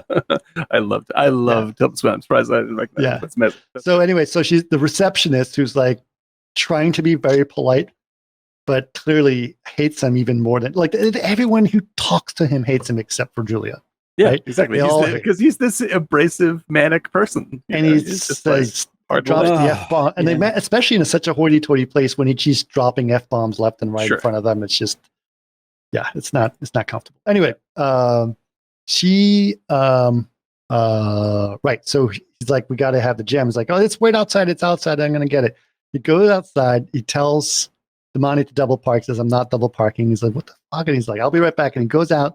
Damani's in the car. He goes, where's the gem? Get in the car. Get in the car. Gets in the car, then he finds out he doesn't have the gem. No. Right. And it's like, where is it? It's like, it's still with Kevin. It's like, where's Kevin? He says he's at practice. It's like, where is he practicing? Philadelphia. Then we're going to Philadelphia. So they go to Philadelphia. And he goes to see him. He loves basketball. Like basketball is his thing, right? Obviously, that's all he's betting on is basketball. True for Sandler as well. True for Sandler as well. I thought when I did run into Sandler. It's related to history because he says the first points ever scored at a professional NBA were by a Jew. He said that's right. Yeah, the first 2 points on the NBA. That's right. Like it connects so beautifully. Like all of his motivations are connected to this. Like this is it. This is the most. It's such a deep, and it all comes back to like I feel this tremendous pressure to prove myself in an unprovable way. Like that's why I need to. Right. He isn't addicted to gambling because of gambling. But he has nothing to lose, and that's why he has a smile on his face because at least he did his own thing. Yeah, absolutely. Like, and I think that'd be not to jump the gun, but like from way we got plenty of time. Why would you jump the gun? Like the from like you know, like I said earlier, I'm just like I think that Sandler's like an incredibly empathic moron in this movie, right? But the Safdie brothers think of him very heroically. Like they've said so. They're just like, no, he's really a righteous person in this film. And that's the way we have to go about telling that story.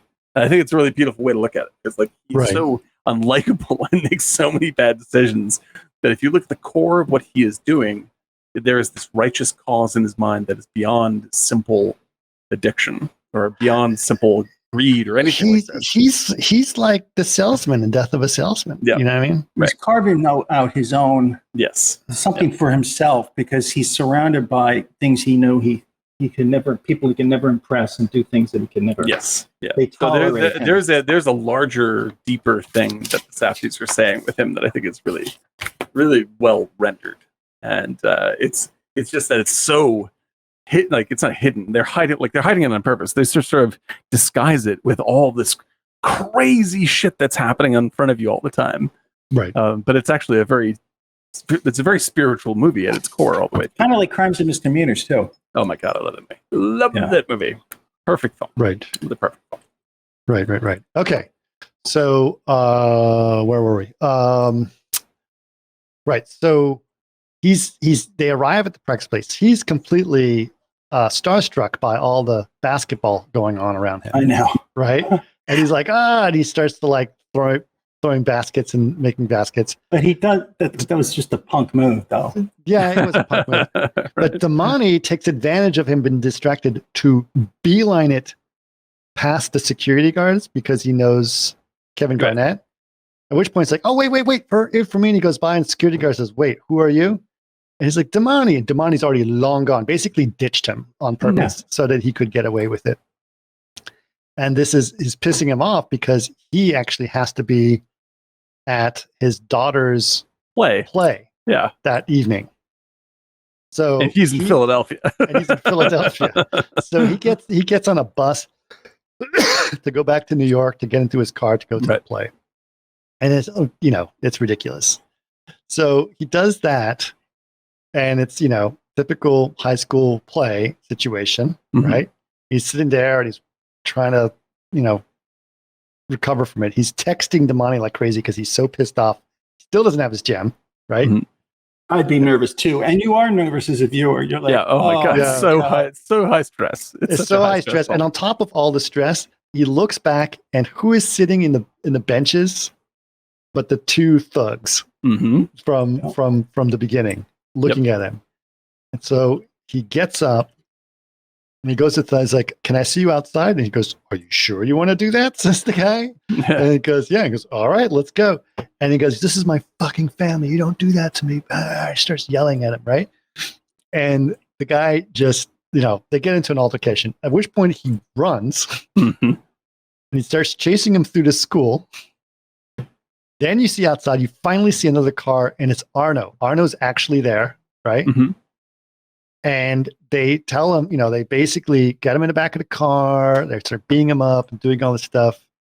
And they tell him about something about his car. I forgot what it is. But anyway, what ends up happening is they take him out. They take all of his clothes off and lock him in the trunk of his own car. Yep. Right. And so he's naked in the trunk of his car. And then he texts his wife furiously, says, or calls her, says, and she goes, "Where the fuck are you? The play's already started." Of course, at this point, she hates him because he's missing the kids' play. I mean, it's just like, right? Goes, "You got to come. I locked something in the trunk of the car." She pops the trunk of the car. She races out to pop the trunk of the car, and out he comes naked out of the car. He goes, don't worry. I'll be right there. She's like, "What the fuck is going on? Right. What is happening? It is just absolutely mayhem. It's just madness. He's Life is madness. it's very pathetic. Very pathetic. But at the same time, you're like, oh God.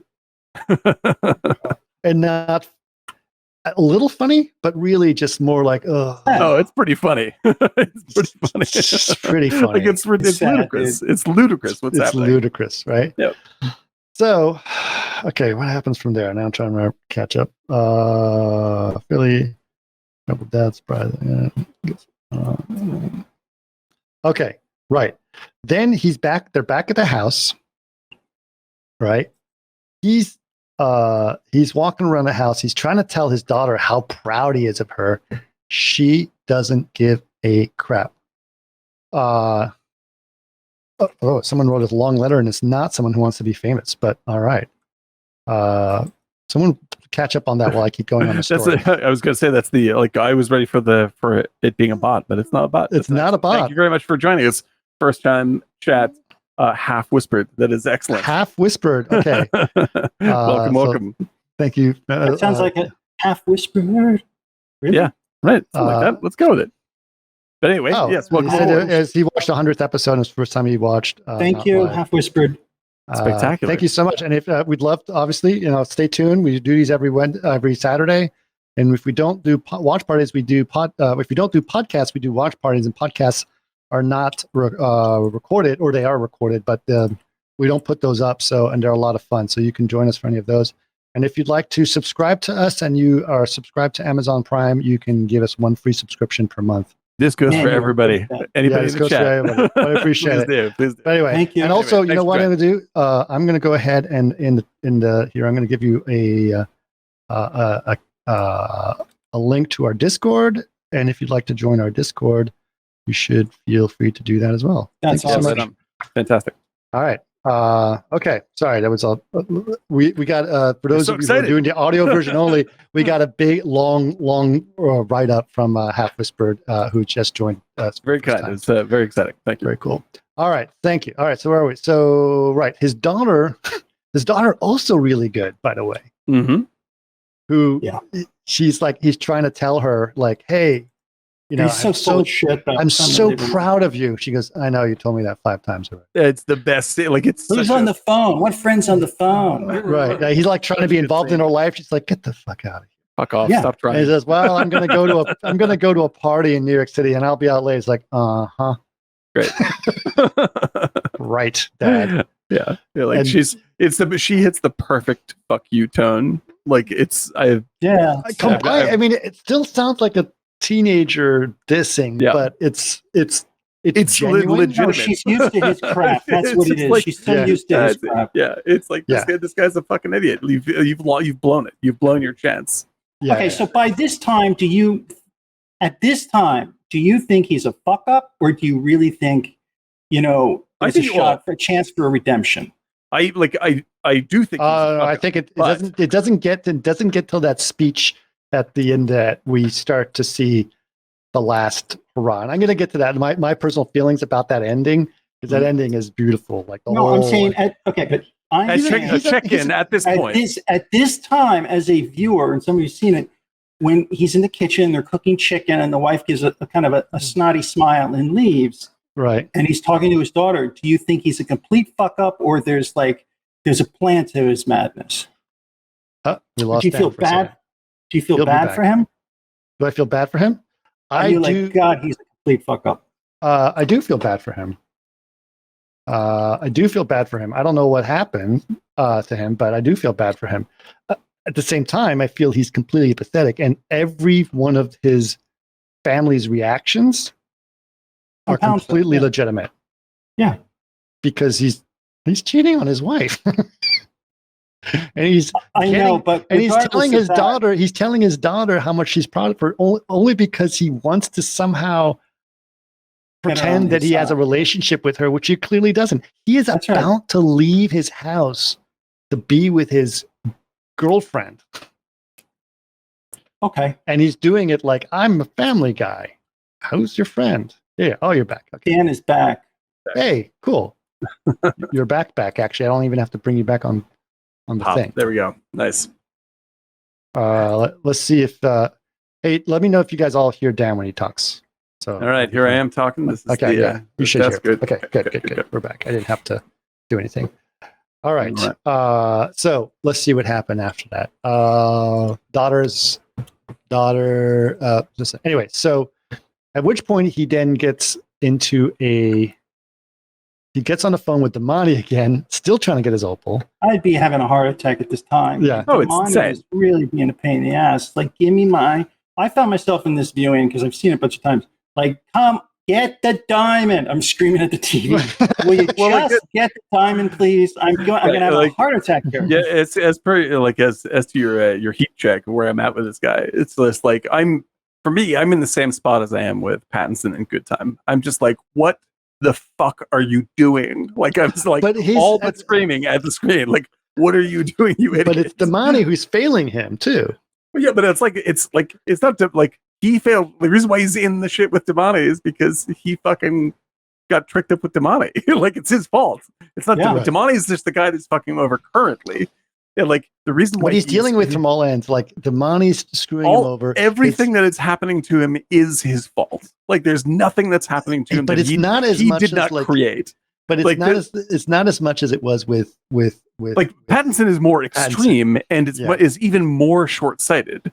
Like, yes. I 100%. But there's something more genuine about right. Like I think that innately Sandler is more likable than Pattinson's character. Pattinson's character reminded me of Eric Roberts in Runaway Train. Right, exactly. I mean, like, there's like Pattinson's character is designed aggressively for you to not like him. They're doing sort of the opposite of what they're doing in Uncut Gems, because like in Good Time, they set out to make Pattinson as unattractive a personality as possible, and then in the end, they're like, but he loves his brother. How do you feel about him now? And that's the joke of the movie, more or less. They're like, do you, after all the nonsense you've seen him do, and how like the narcissistic shithead that he is, like, does this change things for you, knowing that he cares this much for his brother? And that's the one element. And with it wasn't that. Wait, I'm not asking for you. That worked for you. I understand it didn't work for you, but that's not the point I'm talking about. I'm not trying to convince you. I'm just saying, like, that's why it worked for me, and that's what they're trying to do. Whereas in Uncut Gems, what's very, very sort of clever about it is that they, like, Sandler is just as like he's in a he's in a mix of his own making, 100%.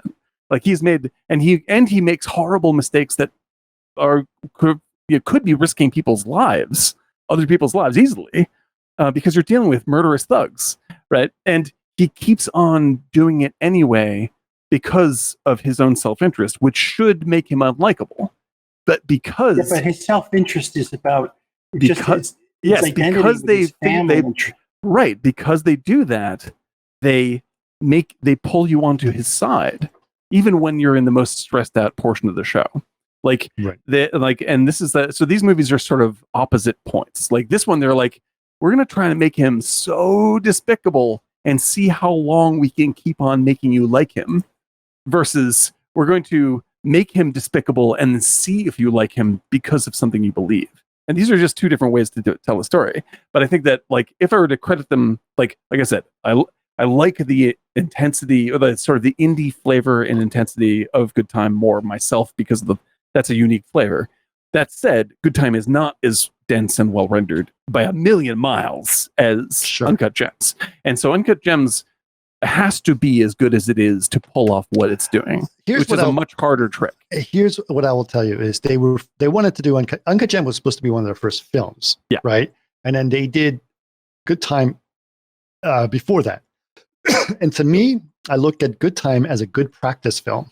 Oh, totally. Absolutely true. 100%. And so they did a great practice film, etc. Now I didn't like it, but all the things that were important that they're testing out things in Good Time that they need to do perfectly in Uncut Gems. Yes, and they did. And this is the thing that surprises me, because I was like, oh, I don't want to see a Safdie Brothers film. And then I was like, oh no, okay. Yeah. If all the pieces come together, suddenly it worked for me, right? I know we all have 100%, but that's kind of the way. Anyway, I think it's a brilliant thing to say, because it's like, this is Uncut Gems is built out of. We're still here. Can you hear us? No. Hello. Am I out? No, you're still there. Okay. Dan. So Dan is still here for me, so we'll see if he comes. Do you want me to hop out and come back? No. Okay, we'll see.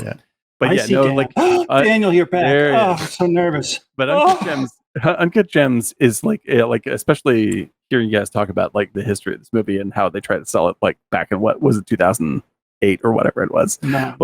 Clearly, get your facts straight. 2000, clearly this is like everything else they've done is the work in progress version. Like they're just like, okay, well, let's make a movie about a junkie girl. Let's make a movie about a so let's make a movie about Pattinson. And then like they get good at all this stuff, and then they roll it tightly into this special package, which is Uncut Gems. Right. I completely, I'm with you 100%. Right. Okay. So anyway, he basically is yelling at Damani. Damani says, I got it now. Right. And he goes, oh, great. And goes, well, are you going to go to this weekend thing at this club? And goes, I wasn't going to go, but I guess I could go. Goes, great. No, you're going and you're bringing the gem. It's like, okay. All right. So he's going to this event, which his girlfriend is going to be there, and to see the weekend. And Damani's going to be there with the gem. So now he's got to get it, right? Big to do. So he gets into the club, and it's the total scene of knowing the bouncer things. Yeah. Someone doesn't recognize him, then someone recognizes him. It's just the worst. This nightclub scenes are the worst. And this is one of my favorite shot sequences in the movie, because like the whole thing is around like Lakeith Stanfield is wearing this super bright day glow orange blacklight reactive sweatshirt, and everybody else is not wearing something like that. So he is just this bright orange like not just that, but he's kind of like the diamond, like the opal. Yeah, exactly. He is like this. He is glowing like the opal. Like, that's my opal. Give me this. Yeah, it's insane. I don't have it. Yeah, that is like that scene is like a cyberpunk movie. It's like it's so futuristic and bizarre. I was just like, this is unbelievably cool looking. What was really funny about it is they make such a point of the blacklight, because it was in the nightclub, and then the weekend keeps yelling, "Where's my blacklight? I'm not going to get on stage and play. I'm not performing without my blacklight." And he's like, God bless the weekend for like, it is such a negative portrayal of the weekend in this movie. It's hysterical. Yes. Like, Well, he's a like, lot of he's people are total- negative. Like look at Kevin Garnett. Garnett, yeah, like Garnett's Garnett not quite is as much like of an a- asshole, but he's definitely like a driven, weird, mean person. Yeah. Like, it's But the hysterical. Weeknd is a horrible person too. Yeah, he's just like, I'm not even going on the stage. Just Yeah. like, oh my Yeah. god, dude, this prima donna douchebag. Right. And like that sets up the black leg situation. And of course, what happens is that Adam Sandler, he meets the Weeknd. Well, what's funny, first of all, he doesn't get his opal, right. right? And he's like, just shut up, just enjoy the weekend. And it's like, God damn it, like still doesn't have his opal, right? So he's still upset about it. Then he's trying to find his girlfriend to leave. Guy says, I don't want to say anything, but she went into the bathroom with the Weeknd. So the Weeknd's I know. doing coke and Doing nailing coke his and girlfriend. trying to nail his girlfriend. And the girlfriend is totally flirting and teasing with the Weeknd. Yes. It's so Just bad. short of doing things, but like any moment something's Yeah, it's gonna happen. happening. It's clearly Anything's happening. Yeah, happening. she's right? like, no touching, no touching. No touching, no Yeah, touching. sure. And then she goes, oh, but baby, I want to have so hard. Look how hard I am. And she's like, oh my God, look how hard you are. I was like, what the hell is going on? Yeah, it's And- happening. It's happening, right? And it's just gross. And Yeah, the like I Weeknd said, is she's gross. the same kind of person as Yes. Sandler. Like, Because she's enamored by being in the bathroom with a celebrity doing coke, right? Yeah, exactly. That's it. And so at this point, Adam Sandler finds out there, smashes through the door. She says, nothing happened. I was just doing coke. Yeah, this is Right. good choices, everybody. Good choices. Good choices, right? At which point he gets pissed off and he starts punching the Weeknd, Mhm. right? Yeah, he's Which one of the good. Which of course introduces two bodyguards that drag him out. Yep. He's pissed off. He's angry. One guy. But before that happened, by the way, really funny little side note. The guy who lets him into the club finally, after he goes through the bouncer situation, goes, "Hey, by the way, where's my Michael Jackson diamond necklace, which he sold?" Which he sold. Yeah. Nice. It's like, I need it. It's like, it's in my safe. Don't worry about it. It's in my safe. It's like, okay. Oh my god, dude. Yeah. brutal. And so then he's outside after the altercation with the bodyguards. He's angry at his girlfriend. His girlfriend's trying to get his attention, trying to ask for forgiveness. She's trying to explain to him that nothing happened. He's angry. He's calling her all kinds of words, or you're trash, et cetera, et cetera. Get the fuck away from me. I hate you. I hate you. He's feels completely betrayed by her, even though he's been cheating on his wife with her. So, Oh God, it's even you bringing back these stories.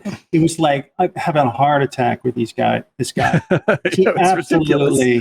It's ridiculous. So he's disturbed. So at this point, let's establish where we are. He wants to break. He's like, I'm done with her. I hate her. Mhm. She's trying to like, oh no, what did I do? Because she's obviously had a good life with him, right? Because he was, taking care She of her. fucked it up. Now she wants it back. Now she wants it back, right? He's angry. He doesn't have an opal. Mhm. Everything's fucked. And everything's fucked. So now, next scene, he's back at his office and he's on the phone trying to get in touch with Kevin Garnett's managers and saying, I'm going to sue you or sue him. And I'm lawyers. It's like he owes, all this stuff. And while this is going on, and they're like, who the hell are you? And blah, blah, and this Fuck and is the other. this? Right. And then suddenly Kevin Garnett shows up at the door and goes, never mind, click. Just like, I know. Right.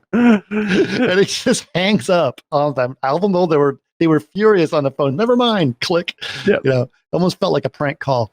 Anyway, Kevin Garnett shows up, and they've got his double door situation, which becomes an important part. So there's a front door, and then there's a dummy door, right? Or it's like It's like a little safety box. safety box door, which is plexiglass or bulletproof glass. So you come in through the front door, and then you still have to get through another door to buzz you in. So you're in between two. It's basically an anti-robbery situation where someone can't come in to the store directly with a gun. They have to go through another piece of glass to get there. So there's a double thing. So they're in between the two, like a vestibule, I think it's called, or something, right? No, I think I'll get you the name. Keep talking. Okay, good. So he's in this situation, and the door won't open, like the buzzer won't work.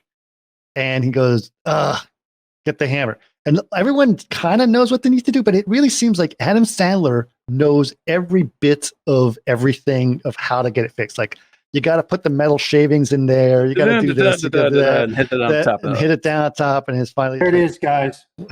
Called the man trap. Man trap. There it is. Right. And it's not a song from the 70s. It's not the Hall & Oates, but no, that's a man here. Oh, Right, but he's a man trap. man trapper.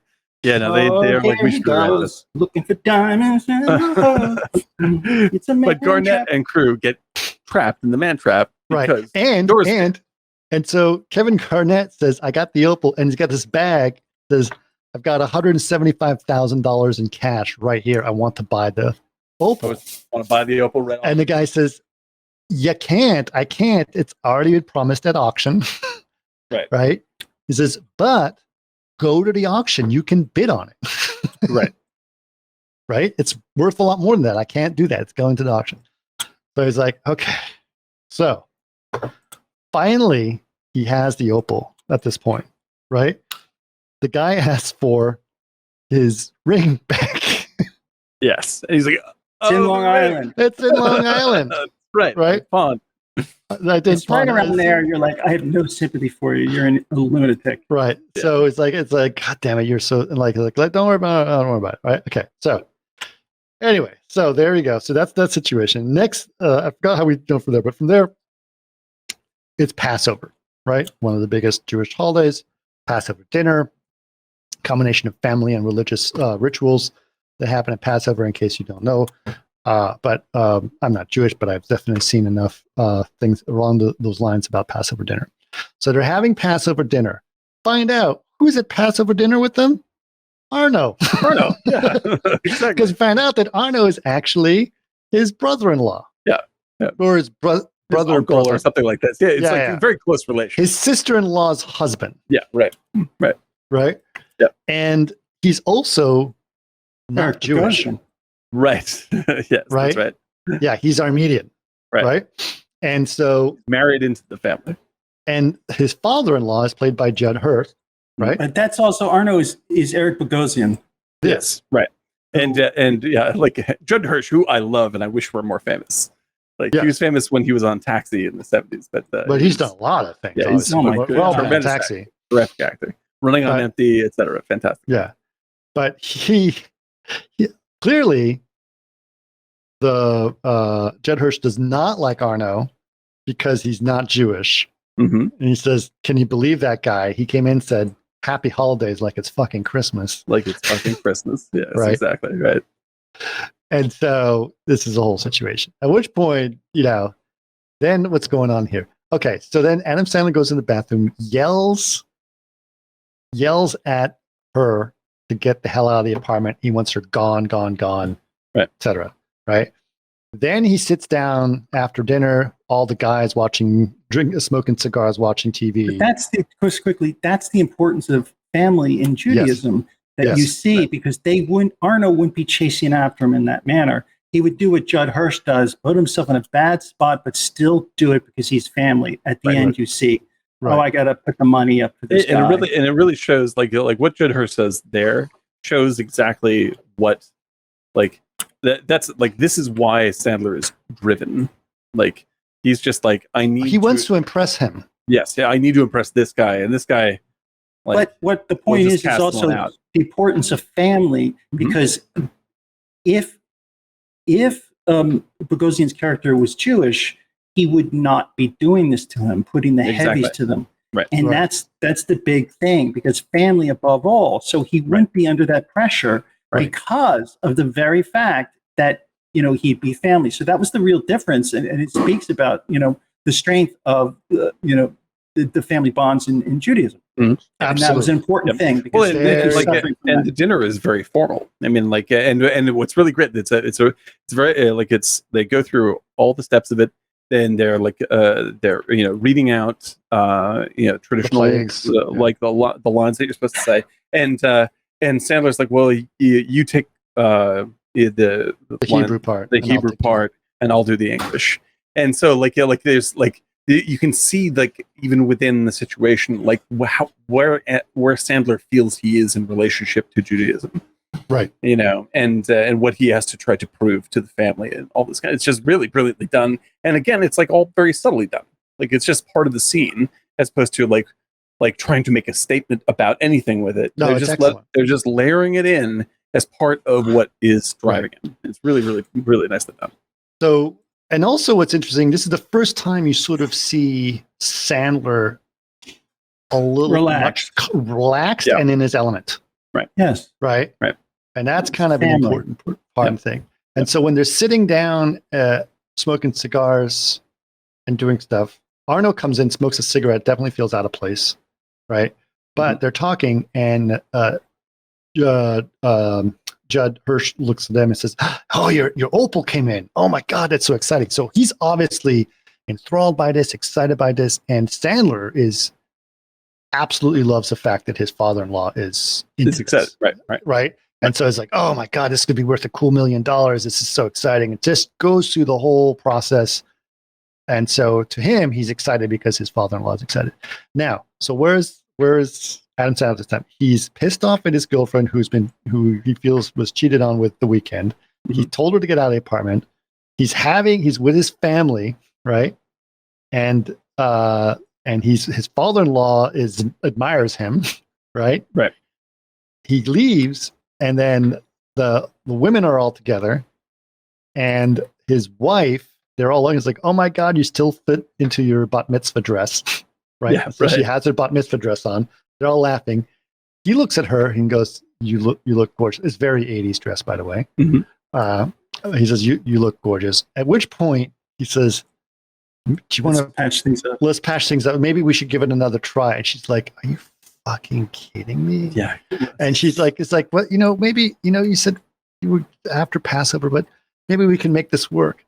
And then she's like, "I can't even look at you. Like, you are the worst person in the world." And she says it with such visceral hate and laughter in her, like you've got to be kidding me, right? Yeah, exactly. Are you joking? Oh my God. I literally just got you naked out of a car. yeah. And then he's like, "Come on." He goes, he's like, and then he looks at her and goes, "She's trash. She's trash. I know that. I that's done. It's over. She's trash." Like, it's just horrible. Like, talking about his girlfriend that he just broke up with 5 seconds ago, right?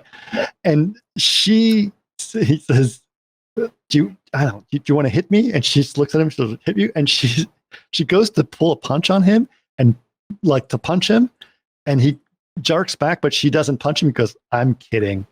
I can't even touch you."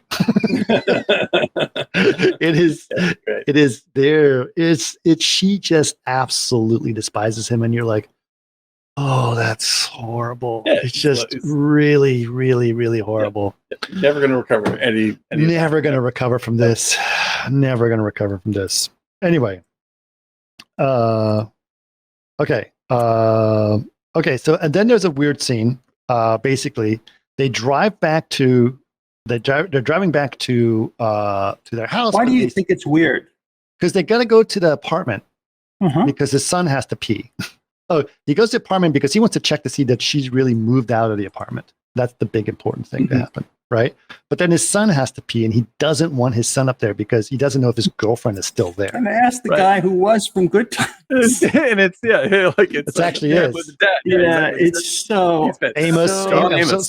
John Amos, fantastic actor. Who plays himself again in that. Yeah, they knock on his apartment and ask if his son can pee, because he basically tells his son, "The bathroom's under construction. It's not working. You'll have to see one of my neighbors," trying to basically find a way not to get his son into the apartment in case the girl's there. Right.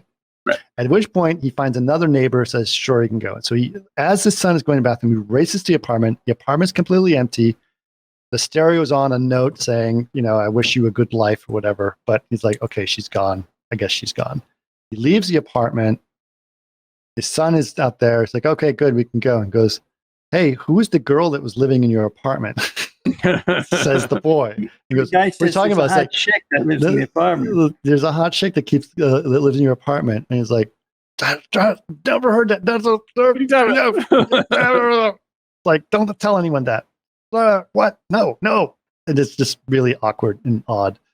So anyway, so they're now in the car, gets back. I guess it's the next day. Now it's the day of the auction, right?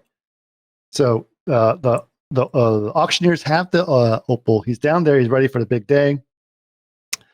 He knows his father-in-law is going to come by to see the auction. Kevin Garnett's going to try to buy the opal. One of his other in-laws or relatives are there, excited to meet Kevin Garnett, right? The kids. And then he's looking at all of the catalogs. He opens up the catalog, and there's an insert in the catalog saying a correction. The price of the diamond is now $155,000 to $225,000. That's the estimated value. Massively lower, like less than a quarter of what it was worth. He's furious. He says, "This is a mistake.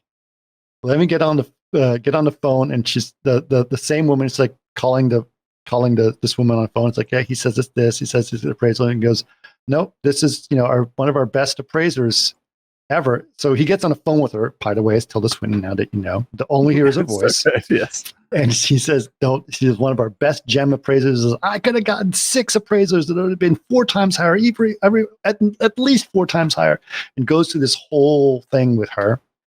And they said, "You've got to correct it. You've got to correct it." And she's yelling at him, and he goes, "Okay, well," he's pretending for the secretary that she's agreeing with him. It's like, "Okay, thank you for seeing it my way. I appreciate it. Okay, all right, great. I'll let him know from here. I really appreciate it." And then she's still yelling at him on the phone, and then he hangs up. It's like, "Okay, she said we can remove all the inserts." And then okay, I just got to ask her something unrelated. Yeah, this was last about 2 seconds. and then so he's just trying to remove all these inserts, and at which point, suddenly someone shows up. I think Garnett or someone shows up and is like, "Oh, fuck it, I'll just deal with it later," right? The father-in-law, Judd Hirsch. The father-in-law shows up, and then he tells his father-in-law, "Okay, I need you to boost up the bid," which is the worst thing to do. Right. Boost up the auction. What's the worst thing to do? It's like, no. Garnett's going to be here. He needs to pay at least this much for it, right? Like, what? And so he just goes through this whole process, right? He says he tells him to go up to 200,000, right? We already know that Garnett showed up at the thing with 175,000, right? Yep. So the bidding starts 10,000, 2,000, goes up, et cetera, et cetera. It starts to, Garnett's got the top bid at like 100,000 or something less than that. And 80,000. 80,000. And then I was there, and I tried to bid, but I didn't have my placards. Like, right. So he keeps going up. He keeps going up. And so the father keeps going up. And then, of course, Garnett goes up. And then Garnett stops at 175,000. He's talking to someone. And then the father goes up 180,000. Or does he do 180? Or does he get to 180,000? I think he goes to, right? 175. Yeah. No, he goes to 180. 180. Garnett stops bidding. Yeah. Oh, no. And so now the father owes $180,000 for the thing, and that's the end. And he's pissed, right? Yep. So then he leaves. He's angry at Adam Sandler. God, it's such a horrible scene. Garnett's pissed at him. He's like, "What the fuck? You had your father-in-law outbid me, during this process." Dad leaves and then he goes to the dad and says, "I'll get you the money. Don't worry, I'll get you the money." He goes and he says, "Well, give me the opal." It's like, "Why do you need the opal?" It's like, "I need to sell that." You need to sell it. Right? And then as he's leaving with it, Arno shows up, who's been watching this whole process, is soup because he wants his money, right? Mm-hmm. "Where's my money, Lebowski?" Right? So he wants his money, and his heavies start beating him up randomly, like in his throat, like in public, just pretty badly. Throws him into a fountain, smacks his nose, loses his glasses. It's pretty bad.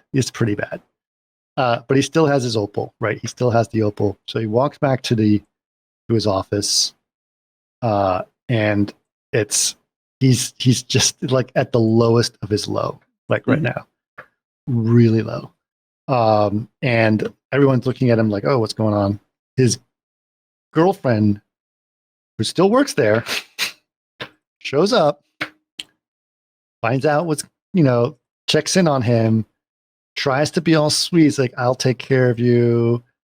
And he just breaks down completely into tears, like a little sobbing baby. He's like, I don't know what to do anymore with my life.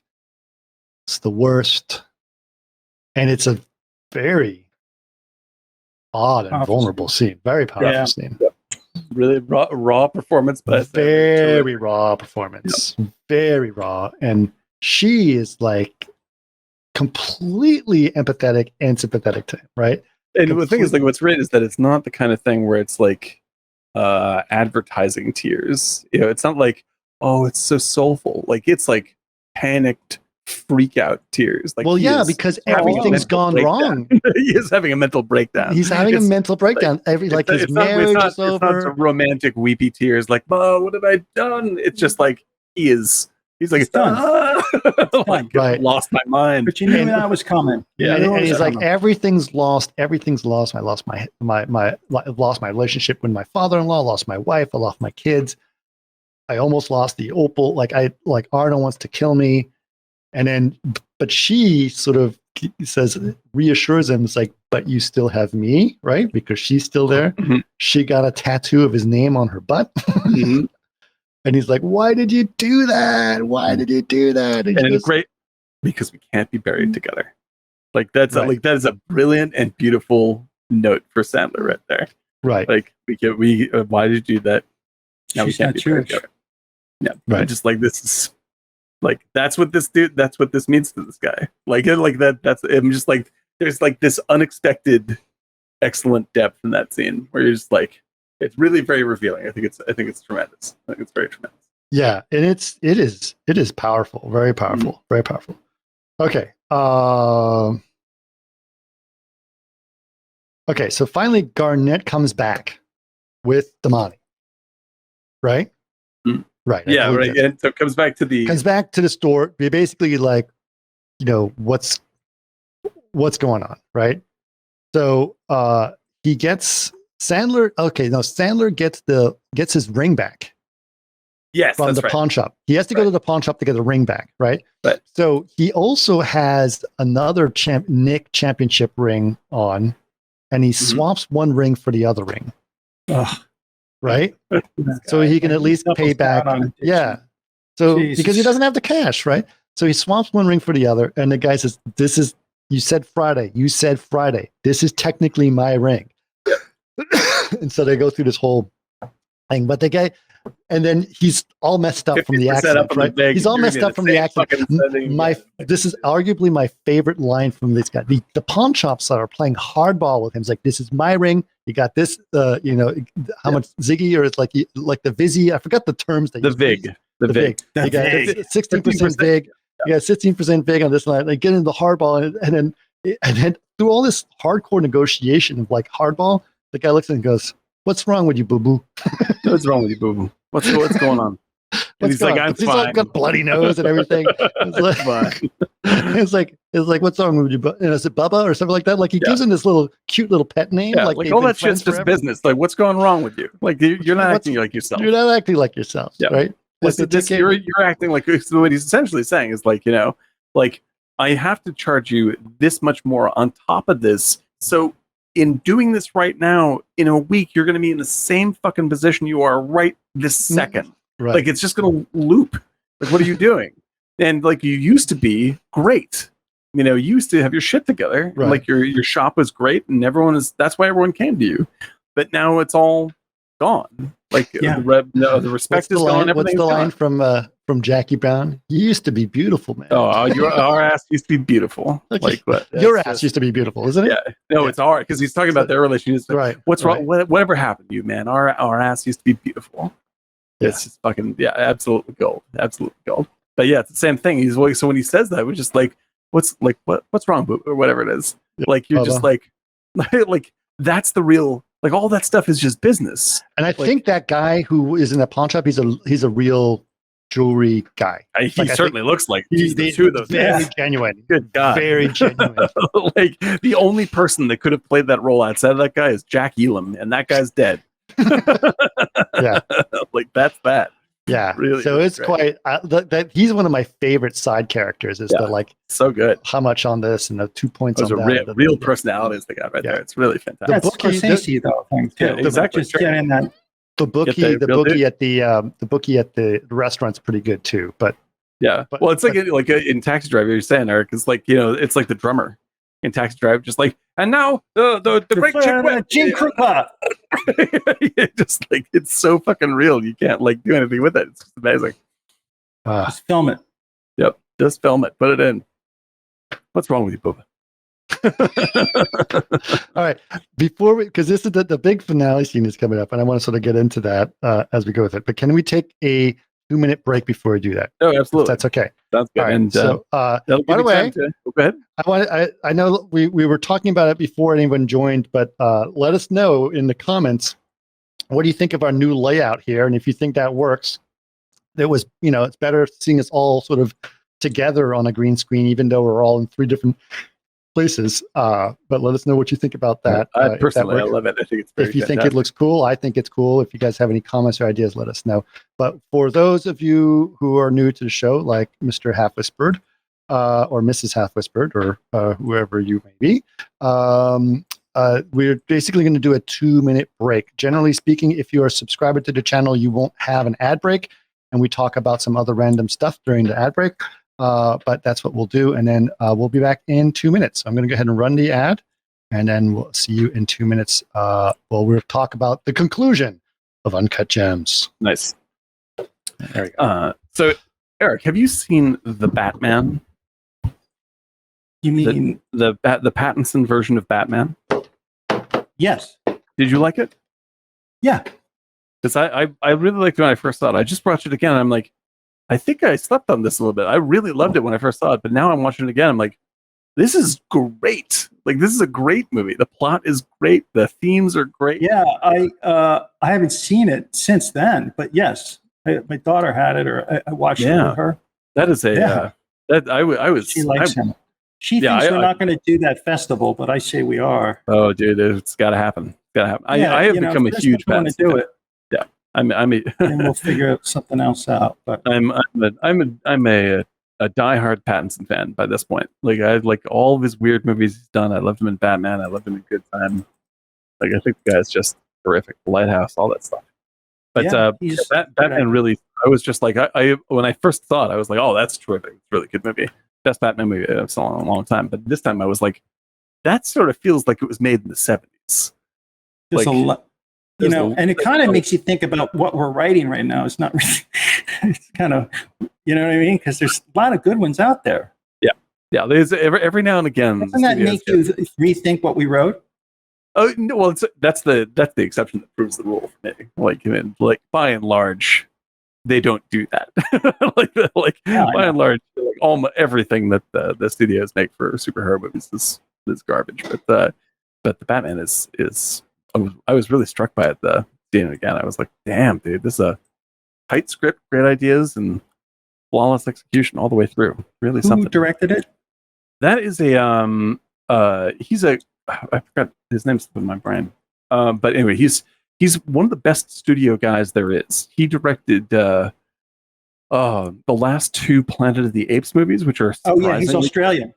And is he? That's interesting. Like, he's I think he's really yeah, terrific. And because he also did oh yeah, thank you, Alan Schneller, Matt Reeves.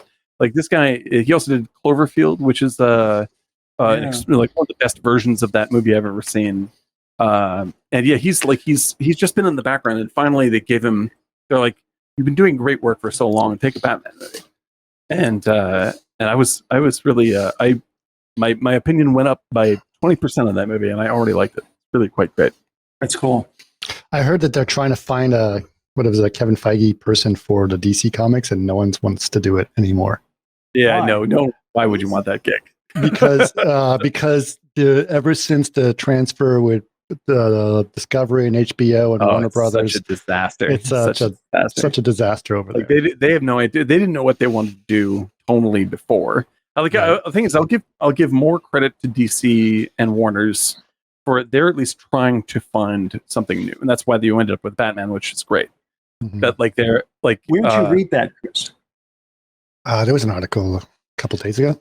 but they can't sustain their tone because they're constantly chasing Marvel, and Marvel is on the downslope. Like they're like I would bet that their best days are far behind them now, and I don't think that's going to come back. I think it's interesting. I think that Right. people don't think that Marvel's best days are behind them, but they are. I mean, just in terms of the filmmaking quality, from what I've seen, they haven't made a great film in 8 films. Yeah, No, it's been a lot. But when you've made 50. Yeah, I know. But I mean, it's just like once I hit Black Widow, I was like, I just can't do this anymore. Like that's just not watchable. There's rumors that She-Hulk is a good series, but I just don't really have any. Yeah, no, at least like She-Hulk sounds like at least it goes. I read the She-Hulk comic book. It's a silly, fun, snappy comic, so it sounds like they're at least trying to do that, and that's at least different. And I think that like their TV stuff is generally a little more daring, but it's like the thing is, right? They are Marvel, so therefore the only thing they can do is superhero films. Yeah, right. That's the only thing they can do. Yeah, and it's just like Disney can only do Disney films. But I can definitely say, like, you know, with what we always talk about it, but it's just like, you know, when things are, you know, when it's nothing but you know, white hat, black hat westerns in the movie theaters, it's not going to be too long before, you know, Sergio Leone shows up to rock the boat, and you do see evidence of that in like Amazon's The Boys, which is great, or Invincible, also on Amazon, which is great. It's just not happening in the theaters. Like you're going to see it on all the great stuff right now, and this is I for think me. that's actually. I think the theaters is that's the. Do you see that a major change is? I think the concept of theaters is going to change drastically at some point. It has to. This the doesn't second work. largest change is when it filed for Chapter 11. Yeah. Did you see that? Like I'm always going to want to see things in theaters. I want to see good movies in theaters, but there is no such thing as good movies in theaters. Like there's 1 or 2 this year. But there will be. I mean, and actually Spielberg talked about this like 10 years ago. He goes, "What's going to happen is they're going to have exhibition films, right? That are going to just big the giant, just noisy ride films, right? Avatars or whatever, right? And then there's going to be the niche cinemas that you're going to go to, and it's going to be very extravagant. Yeah." And you're going to pay big money for it, like $100 dinner there, yeah. Right. Like going to the opera, right? And you're going to watch like Lawrence Arabia or whatever. And actually, I'm fine with that. I'll go. I'm fine with that too. This is like, this is the thing is like that. Like for that experience, first of all, that all sounds incredible. It's lousy that it's like I like that going to the theaters was democratized, so that you know even if you had like $2 to rub together, you could still go to the movies, but that hasn't been true in 25, 30 years. You know, at very least, if they're going to, you know, make that much of a deal about it. It is now. You know what it is? Here's what the democracy is. A really good TV costs $600. Yeah, exactly. Yeah. No, that's a great point. It's a great point. And Netflix everybody has access to great TV. Yeah. Like everybody has access to that, and that's fine. I still want to go see. I would still want to see even small movies. I want to see them in the theater if I can, because that's a great experience. But like, if I will pay through the nose to have that, and people that will pay through the nose to have it don't like. No one's going to pay $50 to go see a movie and then be on their cell phone. Most people, most people's TV in their house is 55 inches or more. Oh yeah, exactly. Right? Right. Which is like sitting very far back. Think about like that 20 years ago. A 55-inch TV used to cost $30,000. Yeah. And it was plasma, and it weighed like 700 pounds. Like that is like sitting in the very back. That's what it was. Theater. It was it's plasma, pretty. totally. It's sort of like being in a theater, you know. And it has its conveniences, which I think are good. They're good and bad, but I think that like it's certainly fine. But like movie theaters also were pretty crappy at some point. Remember the wooden seats? Of course. I mean, if you want to go to the New Beverly Theater, which shows great movies, and I love it, and it's cheap. I used to live by them, man. It's wonderful. The seats there are so shitty that I have to sit in the back just so I can stand up. Like I have to, halfway through the movie, and my ass hurts so much I have to stand up. Like it's so bad. But the thing is, like, I mean, you know, like for me, just speaking for myself, going to the theater with a huge screen, great sound, and the only thing I can pay attention to is the movie, and I'm there with a crowd that wants to be there and is enjoying it, I'm never going to get that at home until VR is perfect. It's never going to happen. Right. So like I'm always going to want that, and I will definitely. I'm one of the VR is people. never going to be perfect. It's going to be a long way from being perfect. And right. so like I will definitely pay $50 to go see a great movie in the Right. theater with people that are there to appreciate that movie for sure. Sure. Absolutely. Okay. All right. So he's beat up, etc. situation. Finally, Garnett comes back. He's going to sell him the gems, right? Mhm. Garnett gives him the money. I think I'm missing a couple of parts here, but that's all okay. right. We have to get a basic idea. Things start to sum up. Right? Sum up. He gets this big suitcase full of cash. He says, "I've already taken Damani's cut out of it." He's like, "Fine." So he's got a big pile of money. He's $155,000 in a Gucci or Versace bag, right? Whatever and then everything's fine because he can pay off his debts, and that's the end of the movie. Right? No. This is the best part. And so, actually, and this is the speech he gives, right? The speech is really good, actually. He says, "Be honest. How much did you pay for that?" Originally for the diamond. Opal. And he says, "So that's an appropriate question." And he goes, and it's true, that isn't an appropriate question, but you want to know, right? As the audience, you want to know, right? And he tells him it's like paid $100,000 for it. And he goes, "But 18 months of my work, the research, that happened." And he goes, "It's like, yeah, but those guys got," he goes, "That's 50 lifetimes for there in Ethiopia, right?" And he says, "But for me, it's not my fault that it's worth that much money, etc." But he says, "It's like," and then he starts saying, "It's about winning. People think you're a loser, and you're going to prove them wrong. You're going to prove them wrong." And that's exactly what he's going through. Everyone thinks he's a loser, and he wants to prove them wrong. That's right. And he looks at him and he says, "You've got that opal." He's like, "You're going to be a winner." He goes, "Let's look at you on Vegas." And he turns the monitor around. It's like, they think you're going to lose. They think you're a complete fucking you and loser. I know. You and I know. You and I know that you can win. In fact, you know what? Fuck it. I'm taking this whole bag of cash and I'm betting it all on you." Yep. I'm going to the casino and getting it out. Now he knows, like, there's a lot of stuff going on. The bad guys are there, right? Yeah, he can see them on the TV. You can see the Arno and his henchmen are there. You can see them on the TV. So he's got to get all this money to a casino, right? So his girlfriend is there. He calls her on the phone. He says, "Go to the store next door and look out the window." JoJo's, look out the window. And I have to just say, my favorite shot in the entire film. I thought you were going to say my favorite shop is JoJo's. JoJo's. It's second only to that great hot chicken place downtown. I get all these felt scraps I can do crafts with. It's awesome. Yeah. That shot, the iconic shot to me of this film is the camera is looking straight down the building, and watching him pass the bag to her. In fact, I'll even correct that. The camera is not looking straight down. It's not just simple straight down shot. It's actually off to the right and angled out like this. So gravity is like fucked in the shot. Like it takes you a second to figure out. Yeah, because he's about to hand over a bag with a lot of money on it, and you don't want to drop it. You really feel the pull of the gravity in the shot. Right.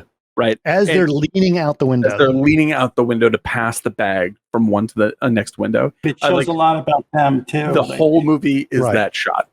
Everything in the movie is in that single shot. It's flawless. And she's happy because she knows that she's back with him and he trusts her. Yep. He puts on a post-it note, he puts the bet on what the bet's going to be. He says, "I hired you a helicopter to fly to the Mohegan Sun or whatever it is, which is in Connecticut at some place, right? And you go there and go ahead and place this bet on the post-it. Go right now." And then she says, "I love you," and he goes, "I'm gonna fuck you so hard when you get home." Yeah, it's the best. That's love. It's amazing. You're like, that's the way he expressed love, and that was to him. And she was like, "Yes, I'm so excited." Yeah, and so she's part of his thing, and she's gonna help him and save him, and he is put the biggest bet he's ever put on everything, on an extremely risky bet, right? Oh, everything to, is risky. to him, this is the best. Right. And to everyone else, I'm like, no, What are you doing? Right. You could have had this all over with. Solved. Everything's solved. Yeah. Nope. You're gonna bet it all on. Yep. Bet it all on. But Kevin Garnett is completely like, you're crazy, man. But you can see in his eyes, he's infected by it. He's like, yes, motivated, and it's I like, am going everyone, to win. everyone doubts me. Everyone doubts me, and it's happening. Now, I should note that this is based on the games that are being played. Yeah, that's it's real exactly what happened in the games. Yeah, so they constructed a movie around each game, whether he won or lost, depending on the order of the game. Right? Mm-hmm. This is to make this happen. So this is a complete fictional movie constructed around the life of a jeweler that is constructed on the situation with the Celtics in this game. Was it Celtics? It's Celtics. Yeah, Celtics. Yeah, it's good. I think it's good stuff. Yeah. That's fantastic. And it's like really kind of fascinating to the fact that. And were you a big Celtics fan?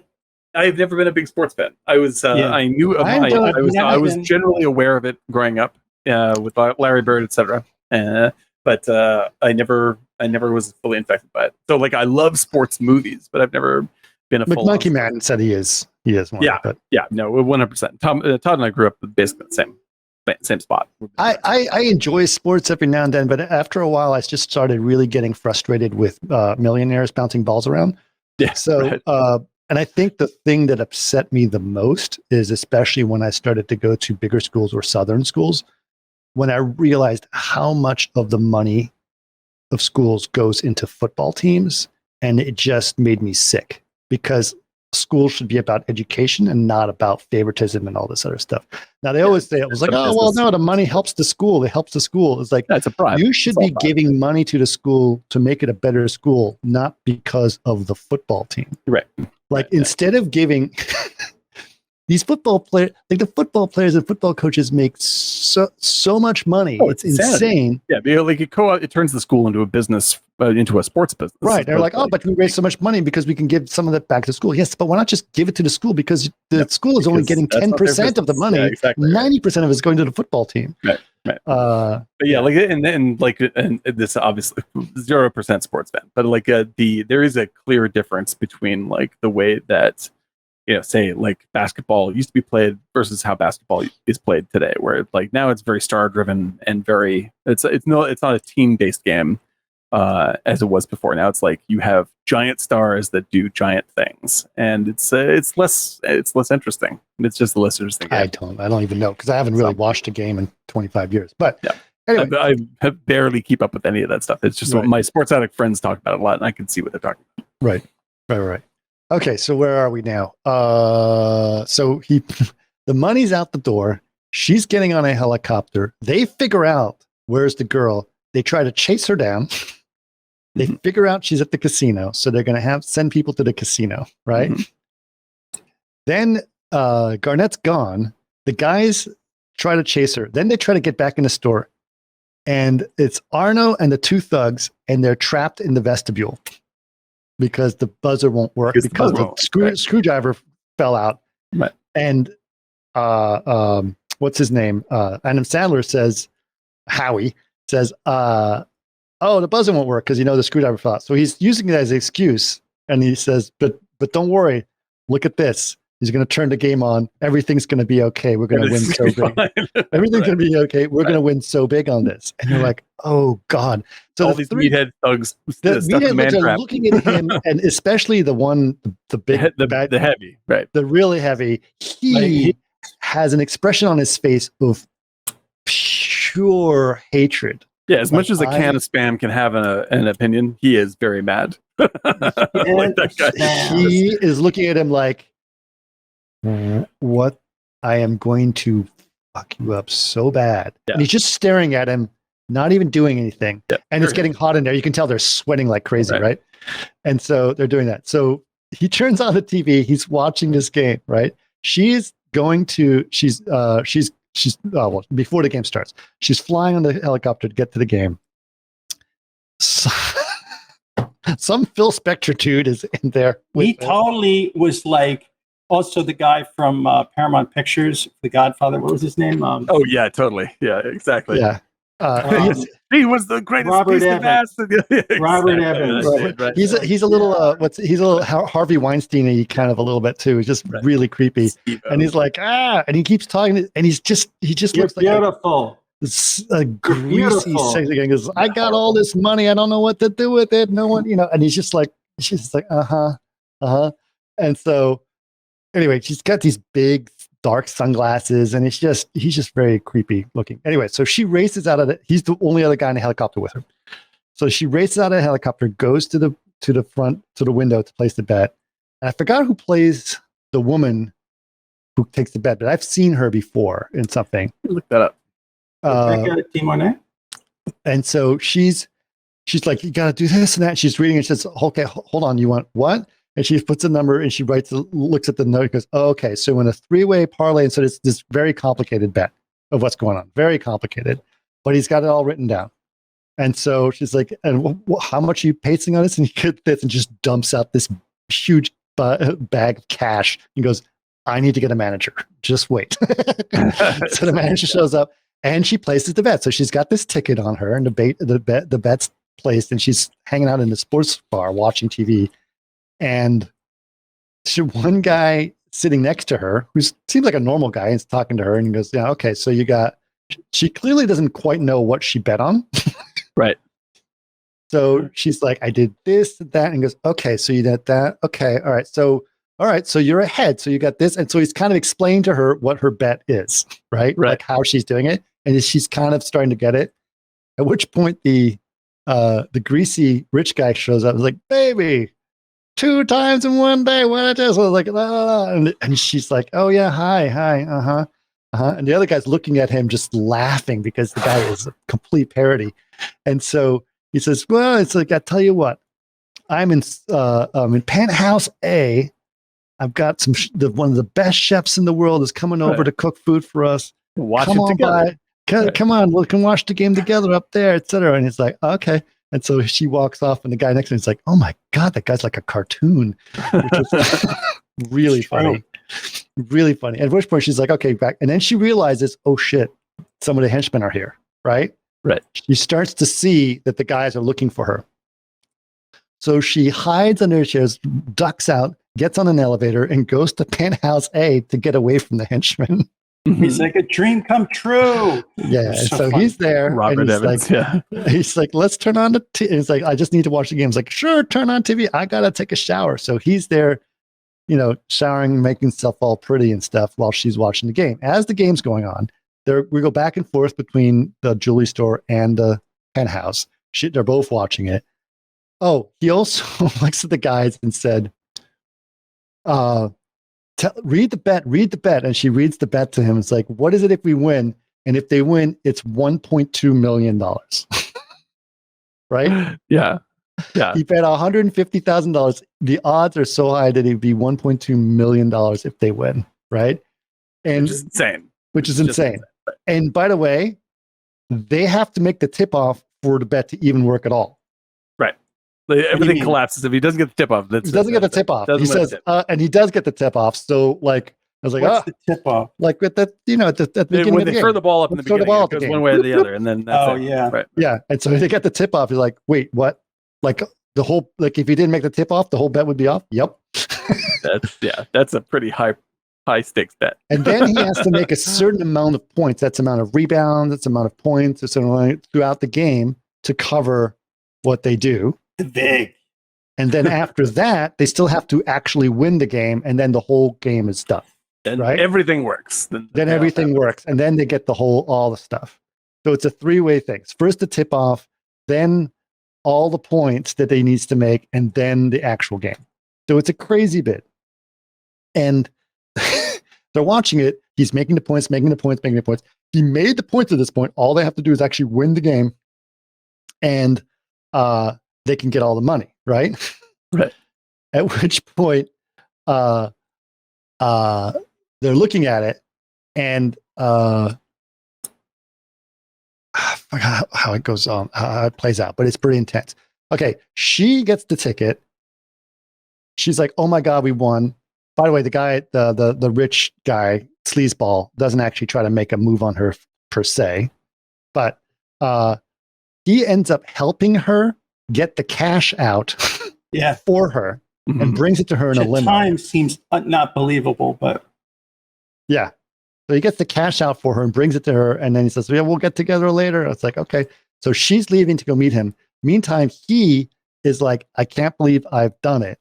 He has that extreme face of exhilaration and awe of, you know, the orgasmic experience that he had. This complete post-coital smile on his face after this happened. He has won. That's the highest he's ever going to be. Impossibly ever going to be. Right. Arno looks at him and goes, "Oh my God, he did it. He did it." And Arno actually is like, "Oh shit. I can't believe it. I can't believe it. That's amazing." And he's like, kind of, and so suddenly the doors open. Everyone comes out. Arno's looking at him like, "Oh my God." And the heavy looks at him and just shoots him in the head. Just bang. Bang. And it's not even what's beautiful about it. It's like there's no drama played to it at all. He's just, "I've been penting up in this thing, thinking about killing you. Door opens 3 hours, and I'm going to do it the minute." Shot, you see the guy's hand come up. You don't even see the gun. You see the guy's hand come up like this, and in the reversal, you see Sandler get shot in the face. Like it's like there's no like, "Oh my God, now he's gonna fucking pull the gun on the guy." No, Nothing. it's so quick. That's it. Lights out. That's it. It was horrible. Absolute height of Sandler's joy, and the pressure is released. That's it. In a single cut. It's beautiful. Yeah. It's the ultimate tragedy to me. It's just the best.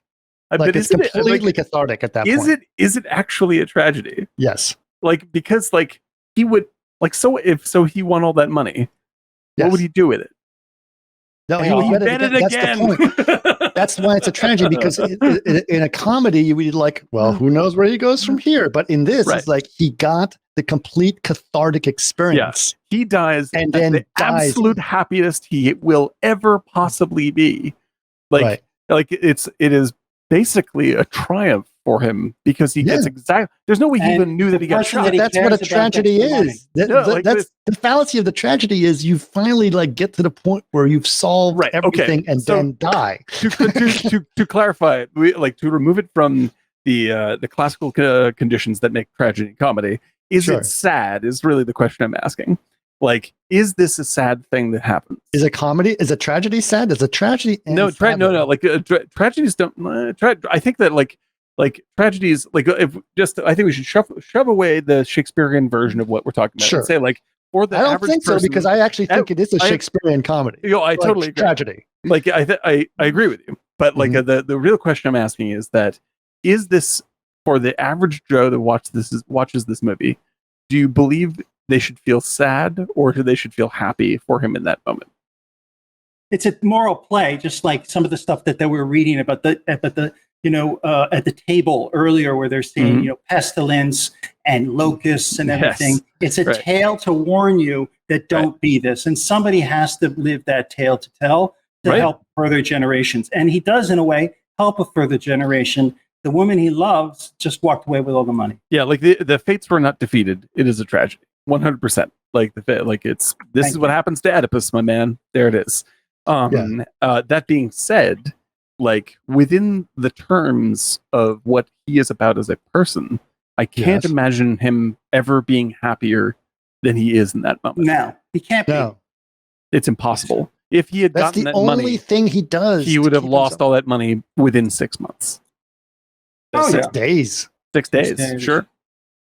It's impossible. It is impossible. He had multiple opportunities to pay off his debts. Yeah, and he never did. Yeah, like he gets that's a get out of jail free card as far as I'm concerned. Like that's like he may as well just like just collapsed and died in natural causes. Like it just happened. That's what happened. At least he died when he was happy, is what you'd say. And at least he was shot in the face before he even knew the gun was in his face. Like that's basically what happened to him. And he still has that smile on his face. That's it. Right. Now it's not quite over at this point because Arno goes, "What the hell, man? Right. Why did you do that? I can't let you do that. Because the guys now is like, we're going to just rob his store and take everything. Yeah, because they're Right? fucking criminals. As you should. Yeah. Right? Right. Arno gets pissed off about it. At which point, what do? They shoot Arno in the face. Well, too. key thing, Arno tries to run, goes to the door. The door is still Locked. jammed. Like it's closed and they can't open it. They've killed the person who can open it. Like they're fucked. Like Right. they are also fucked. They don't show the scene, but they're robbing all the stuff. Like, what? You can't get out now. What are you gonna do? Like that's pretty much that. They're trapped too. Right. But With yes, two they bodies. do. With two bodies. Like With two bodies. Yeah. it's utterly pointless. Everything that happens is pointless. And so yes, he does in fact shoot Arno in the face. Great fall, by the way, by Bogosian. His collapse is like, like duh, duh, bang. I was like, that was great. I've fallen and I really can't get up. If you guys remember, the opening credits of the movie after the miners scene was the inside of Adam Sandler's colon. At which point we end the movie with going inside the bullet His hole colon of his head. again. To his head. Yeah, it's from one end to the other, I guess. Yeah, Right. that's a good point. Yeah. So those are the two bookends of the thing, and it's brilliant. Anyway, Yep. I to me, honestly, besides the hecticness of everything and the why the ending was just, to me, was sort of put everything together. Anxiety is kind of like if you had a teenage son who just got a new sports car. You're like, Oh God, I know. But there's something really beautiful in that it is I think people think the ending where it goes into basically through crystal caves and in outer space is weird, but I'm just like, it's a spiritual movie. Like that's the gag. This is a movie about. This is a story just like they told around the table. This is his true internal life, and this is a mythic tale, like you're saying. It's like, well, it's also it's what I think is important. And he said it in the freaking thing. He looks at this opal and he goes, "Look inside. That's history inside. You can see a whole universe inside of that rock, right?"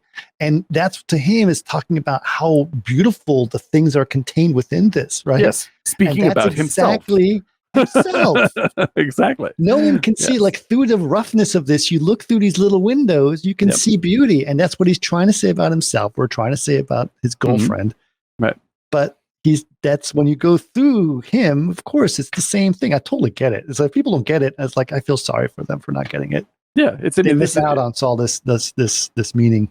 There's I think that the Safdie brothers are really beautifully constructing this thing that is about, because when they said in that interview, when they said that he's a righteous man, I was just like, it made me think about the movie. I'm just like, this is really interesting, because like they're trying to tell a very specific story about a very specific aspect of their own culture, right? And the things that motivate, like the elements that motivate it, and like family, etc., and also affect them personally, and sort of like, it's like when I watch another movie that deals with sort of deep Jewish myth is A Serious Man by the Coen brothers. In fact, it opens the whole movie. The first 20 minutes of the movie are this like ancient myth, and these movies are very, very related in my mind.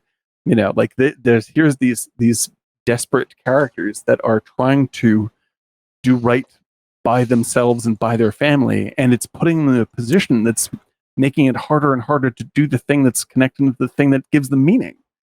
And it's a really it's a beautiful sort of poem of a story, and to wrap it up in sort of like a manic thriller is a really clever, beautiful thing to do. It's really excellent.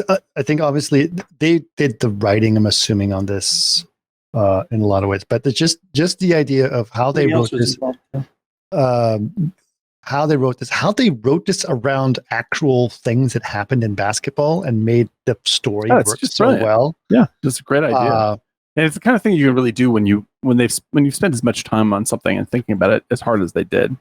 Like, it really shows. Like, in fact, like the real credit I give them is, like, when people work on an idea that long, like, it becomes really difficult to pare it down to the essentials.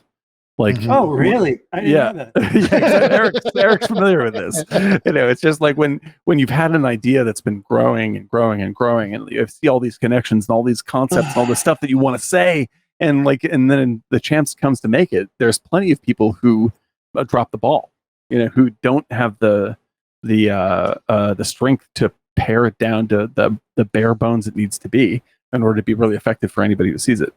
And this is a prime example of how to do it. And I think that, as we brought up before, like part of it is that they made their filmography up to that point about being in training for this movie. And breaking it down into different aspects Practice films of what this is. Yeah, that's really, really, really intensely well done. Yeah, just that's the thing. It's keep making things. Yeah, that's how you get better. Like, have this thing in mind that you want to get to, but you're not good enough to do yet.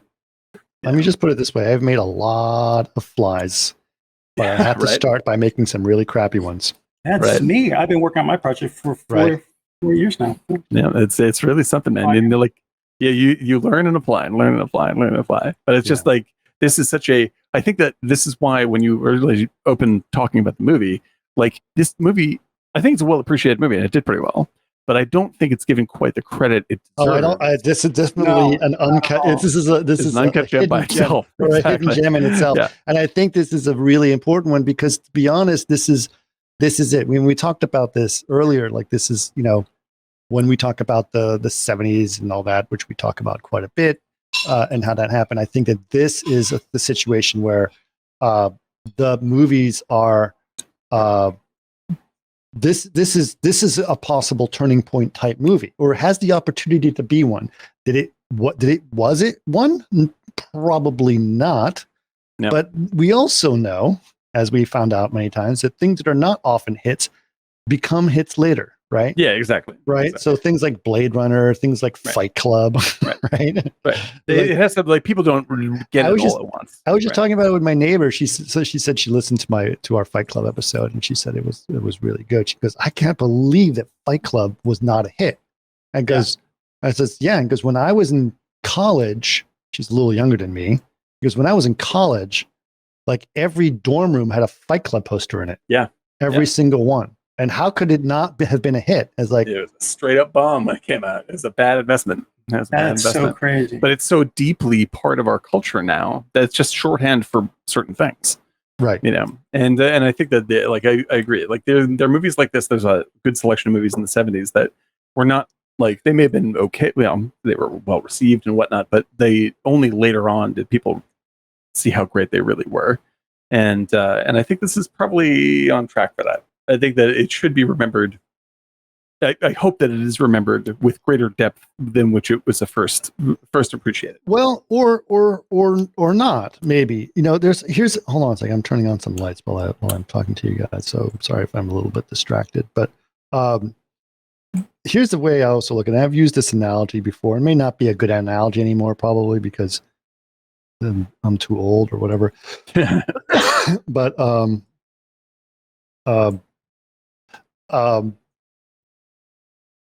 Detroit techno. Detroit techno. Okay. Mm-hmm. So Detroit techno hated by a lot of people. It was a sound that they didn't like. It was, you can say the same thing about dubstep or whatever, right? Sure. But it was like, that's horrible. Techno's the worst, right? But Detroit techno gave birth to a huge, important part of electronic music that became mature over time and refinement, etc. Right? So if you don't have Detroit techno, you don't end up having Underworld. You don't end up having all these other very interesting electronic music sounds that became very important in the 2000s. It's called the Kraftwerk theory. Yeah. I love Kraftwerk. I'm a Lord Anderson fan, actually. That's but I also say the same thing about like deconstructive architecture, right? Mm-hmm. If you look at early Frank Gehry architecture, you'd say, what the fuck is that? He's got buildings wrapped in chicken wire, right? Like and exposed plywood with sheetrock screws coming out of it. Yeah. Right? If you guys know this, because we went to a VFX house that had the whale was just literally corrugated. Yeah, it's great. Yeah. Great bit of metal Beautiful. and sheetrock Plywood, screws yeah. stuck out of plywood, and everyone's like, "This is one of the greatest architects of all time." Is like, this looks like it was constructed for a homeless encampment, right? Yeah, it's great though. So, but if it wasn't for that development, right? Then later he like starts making things out of titanium and stainless steel, and you get the the Disney Walt Concert Hall, et cetera, et cetera. But it needed to evolve out of that grittiness to it. Right. So part of me feels that this, especially when you listen to the cacophony of the music and the craziness and the how uncomfortable you feel at this as this movie goes. This is not a comfortable film, right? Right. How uncomfortable you feel during this process is part of what makes it so strong. You just have to have the stomach for it, and you have to be able to go through that process. And I think that that's okay, and that's a good thing. I like it. I like that process. Well, yeah, and like I would take it so far as that that's how I feel about all their films, and they just get better and better at what they're doing. And you can see why that Scorsese, because one of my favorite Scorsese's is King of Comedy, and there's this awkwardness in the character that you, and I felt the same way you felt about Sandler as I did De Niro as Rupert Pupkin. Rupert Pupkin, and and for me, is that Cork? Is that Cork? Oh, dude, that's so good. Ma! Is that Cork? But yeah, like I think that there's a because this is how I feel about Good Time, for instance. I mean, like I think that Good Time has that it's an ultra abrasive movie. It's more abrasive and less. It's shoddy compared to Uncut Gems. But if you want to see just like it's like okay, if you love this band, go and check out their basement tapes before they were really good, and you'll see where it's going. I'll give you another example. Yeah. Moby, sure. Yeah. Right. Listen to the early Moby Underground. Right. It's yeah, hey man, it's intense and weird, and like that's where you're gonna find that shit. Keep your ears up, and then, like Moby got so sophisticated later, Yeah, right. Oh, and I wanted to throw my little bit. By the way, while we were talking about architecture, I just need to throw this out. My one little bit of research for this. My brother used to be a. Oh, sorry. Oh, sorry. Good. Eric, go ahead. Tell you. He used to be a bartender at a place in Portchester in the 80s, and the house DJ was Moby. That's awesome. That's great. Moby, who's a very famous hardcore vegan. He did I can't remember the movie. It's a Canadian vampire spoof film. Very, very funny. And he plays a hard rock guy called the Meat something, and they throw raw meat at people in the audience. That's amazing. And it's like, of all people, it's Moby, and he's like super aggressive, which is funny because Moby is always such a mild personality. Yeah. No, that's not Monkey Man. That cannot be true. That Moby's brother is Andy Dick. There's no. Wow, way. I hope that's true though. If that is true, I want a proof. I want a link. That's true. Like I will wear a T-shirt that says that. Moby's brother is Andy Dick is a great T-shirt. Oh, Moby. Oh, God. Moby Dick. Get it? I got suckered into the worst. Okay. The worst. We're all there. The worst joke. Okay. Anyway.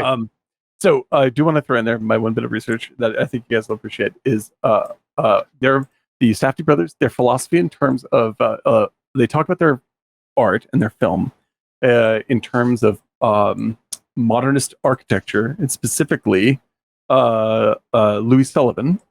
One of my favorites. And their great uncle or something like this is this fella named Moshe Safdie, and Moshe Safdie, who is an architect. Moshe Safdie.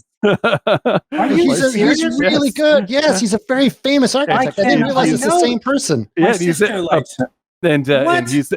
he was an apprentice to Louis Kahn. Yes, he was. I know who he is. My grandfather worked with Louis Kahn. Yeah, Moshe Safdie is. Yeah, I didn't realize it's the same family. I thought I'd leave that cherry on the Sunday. Oh, you pull that out. Yeah, that's a pretty good one. That is a big deal. Okay, new respect. Yeah, completely new respect. Yep, completely new respect. It's like who is it? Who am I thinking of? what's his name? The guy from Beastie Boys. Yeah. Horowitz. Yeah, Adam Horowitz. Adam Horowitz. His grandfather is like the very famous Philharmonic conductor. Yeah, right. Yeah, you could say there's a through line. Yeah. But I was very happy that they were like it wasn't just a novelty for them. Like that's part of their philosophy. Like modernist architecture is how they think about stuff. So new respect. You know who two brothers who I've been fascinated by architecture and designers. You guys heard of Karim Rashid? You've said this name before, but I don't know who this is. Karim Rashid, famous industrial designer. He's designed like famous vacuum cleaners and stuff like that. So, but he's very he's a big deal. So like, just look up Karim Rashid, very famous. And his brother, Hani Rashid, is someone who I find even more interesting. He's an architect. And I was like, those two guys are, when you find creative juices flowing through a family tree, it becomes very it's nifty. Yeah, it's super cool. I didn't realize it. I didn't either. But my sister has his books because she loves them. Yeah.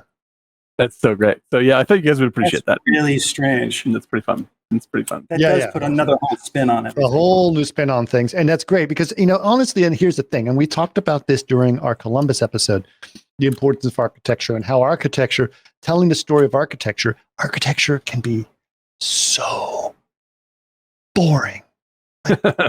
Really, really boring. And or it cannot be, right? But there's a way, and this is the thing that I think what I get fascinated in architecture school is, and this was mainly, and I got to say, this was mainly influenced from one of my advisors, Lars Lerup, who's retired now, but he was great. He got me excited about the narrative of architecture, right? Mm-hmm. There's something about telling stories within architecture, because think about what an architect actually does. They design the space, and that's all good and fine, et cetera, et cetera. But what they really do is they tell the story. Of the space. Yeah. That is what you do. And so when you go so what happens when you're in architecture school is it's like, here's your assignment. You're given a thing, let's say you're designing a library, and here's the restrictions of you can do this plot or that plot, whatever the thing is. You have some thing that you're allowed to do. And then so you design it, and then you present your presentation to a jury that gives you critique on how you did. All they're doing is critiquing your presentation. Mm-hmm. You have to tell a compelling story. Right. Your job is to tell a compelling story. It almost doesn't matter what you designed, if the thread works. And so it's a very filmic thing to say right there. There it is. Absolutely, right? And it's also what's different from film is that it's a non-linear story, meaning it can start or end at any point in time. There's multiple journeys through the space, and you have to be able to tell that narrative however you approach it, you can see it from a different perspective, and it becomes a different experience. And then you can say, oh, so it's kind of like presenting 17 meals to someone and say, here's all these 17 meals, and they all work together, but you can go from this course to that course, middle of the table, whatever you want to do. And so it's kind of this very interesting thing. So architecture can be a good narrative experience for sure. Mm-hmm. And I think this is definitely true. And also, if shot well, a beautiful experience. Yeah, sure. Without a doubt. So, yeah, I didn't know that. Oh my God, wish a softy. So there you go. I was like, part of me feels like this, like, oh, I should have known. But yeah, so like it's like, why connect these two things? It's pretty great. It's pretty great. Now I want to meet them. Yeah. I want to get them on a podcast. Yeah, they're fascinating dudes, no doubt about it. Yeah, no doubt about it. I'm not afraid to try. I'm going to try. Let's go for it, man. How do I? Let's see. How do I get in touch with the Safdie brothers and ask them about architecture and filmmaking? That's it, dude. I think that'd be fantastic. Yeah, have them on to talk about Columbus. Yes. I want you to talk about a film that's about architecture, or talk about a Jacques Tati film. Exactly, dude. That'd be incredible. We got room in this cab. We can do this. Look at this. We just compress a little bit. Yeah. I'll sit back. Sorry. So I'll go this way. Yeah. See. Yeah. Someone go here. One of the Safdie brothers will be where Adam Sandler is, and then someone right between us here, right here. That'll be the other Safdie brother. There you go. Yeah. Or we'll have to have back. They'll be in front of us, of course. Yeah. Front seat. Front seat. Well, excellent work, fellas. That was Chris, lovely. you should try that. You should try to get them on for your show. I'm not afraid to try anything. Why not, man? Not afraid. Make the bet. Take the money and lay it down. Yeah. I'm going to take this $155,000 and just put it all on the Safdie brothers. That's cool. Before we go, I do want to make a nod to Jason, who made the excellent joke of the man trap joke, which is by referring to the Star Trek episode, The Man Trap. I got it. I couldn't figure out a way to loop it into the conversation. I just want to make a nod to you. I'm with you, brother. Also, want to thank Jason for donating it again for another month on subscription. Yeah.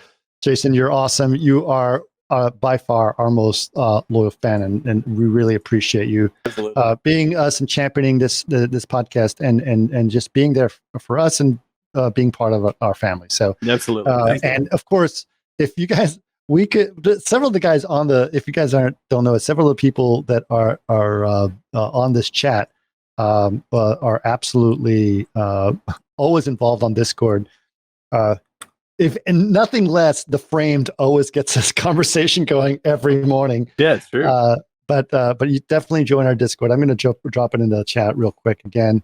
If you're not part of our Discord, please join up. Please, and if you happen to subscribe as well here, then you can be a part of these subscribers lounge on our Discord, where we talk about all the juicy stuff. But it's a fun place, and it's also, as McMucky Man pointed out, I was very happy that it's a very positive film place. It's not like most other Discords. Oh, we don't bitch about it's not just the fucking complaint factory. We love everything. We love everything. It's very true. Very true. It's very active, positive, good experience. So please feel free to jump in. So I apologize. A few weeks back, I made a fake movie and somebody tried to look it up. don't apologize. Okay, so here's the thing. If you guys don't know Eric, which you obviously should know Eric. Eric, if you type something down or says something out of his mouth, there is a 90% chance that it's a sarcastic remark. 90% chance. It's true. I don't know about 90. Yeah, but he's being sarcastic. It's all right. Right. So, which is something that I've gotten used to over. But he did put down some jokey movie that he did there, which I knew was a joke. But the thing also, what I've learned, which is good, is that when Eric says something completely outrageous that's clearly a sarcastic joke, go with it and pretend it's true. Yeah. Just roll with it, and instead of going ha ha. If you just go ha ha, you've lost all the potential. You have to go with it, and then it develops and gets better and better and better. It's like eating a persimmon. You don't feel the persimmon. No, it's like taking the money from the bet and then rolling it over into another bet. Put it on. Exactly. Absolutely. Always. Mm-hmm. That's a surefire bet. That's a surefire bet. Yep. That's a surefire bet. Well, excellent, fellas. Thank you, everybody in chat. That was a good show. That was a good show. That was a great show. Okay, quick announcement for all of you loyal fans that are still here. We may have a sneaky episode in the middle of the week because I will be gone for 2 Saturdays in Portugal, and we may have to record an extra episode to stay on track on things. So stay tuned on our Discord. Keep track. We may say all right, there's going to be a podcast coming out, and if you guys can join us, that'd be great. I know some of it might be late for you guys, but we'll try to throw one in there to do that, and we would love to have it. If you guys want to hear a specific episode, throw it obviously in our suggestion box or our suggestion channel. But we may have to record one extra episode next week to do it in there. But for now, this has been amazing. And Uncut Gems, a movie that I was very reluctant to watch, and then when I watched it, was unbelievably impressed. And we talked about it for quite a bit. and then said we should actually just do a full-on episode about it. Yep. So That was a good one. that's a good one. Very flavorful. Oh, yeah. Right. It's a Very multi-part flavorful. comedic parlay. Yes, Yeah. absolutely. Parlay. That's right. It's a delicious matzo ball, that movie. That's right. That's very true. All right. Okie doke. Are we ready to do it? Yes, Yeah. we are. All All right. Drink. Talk. Drink.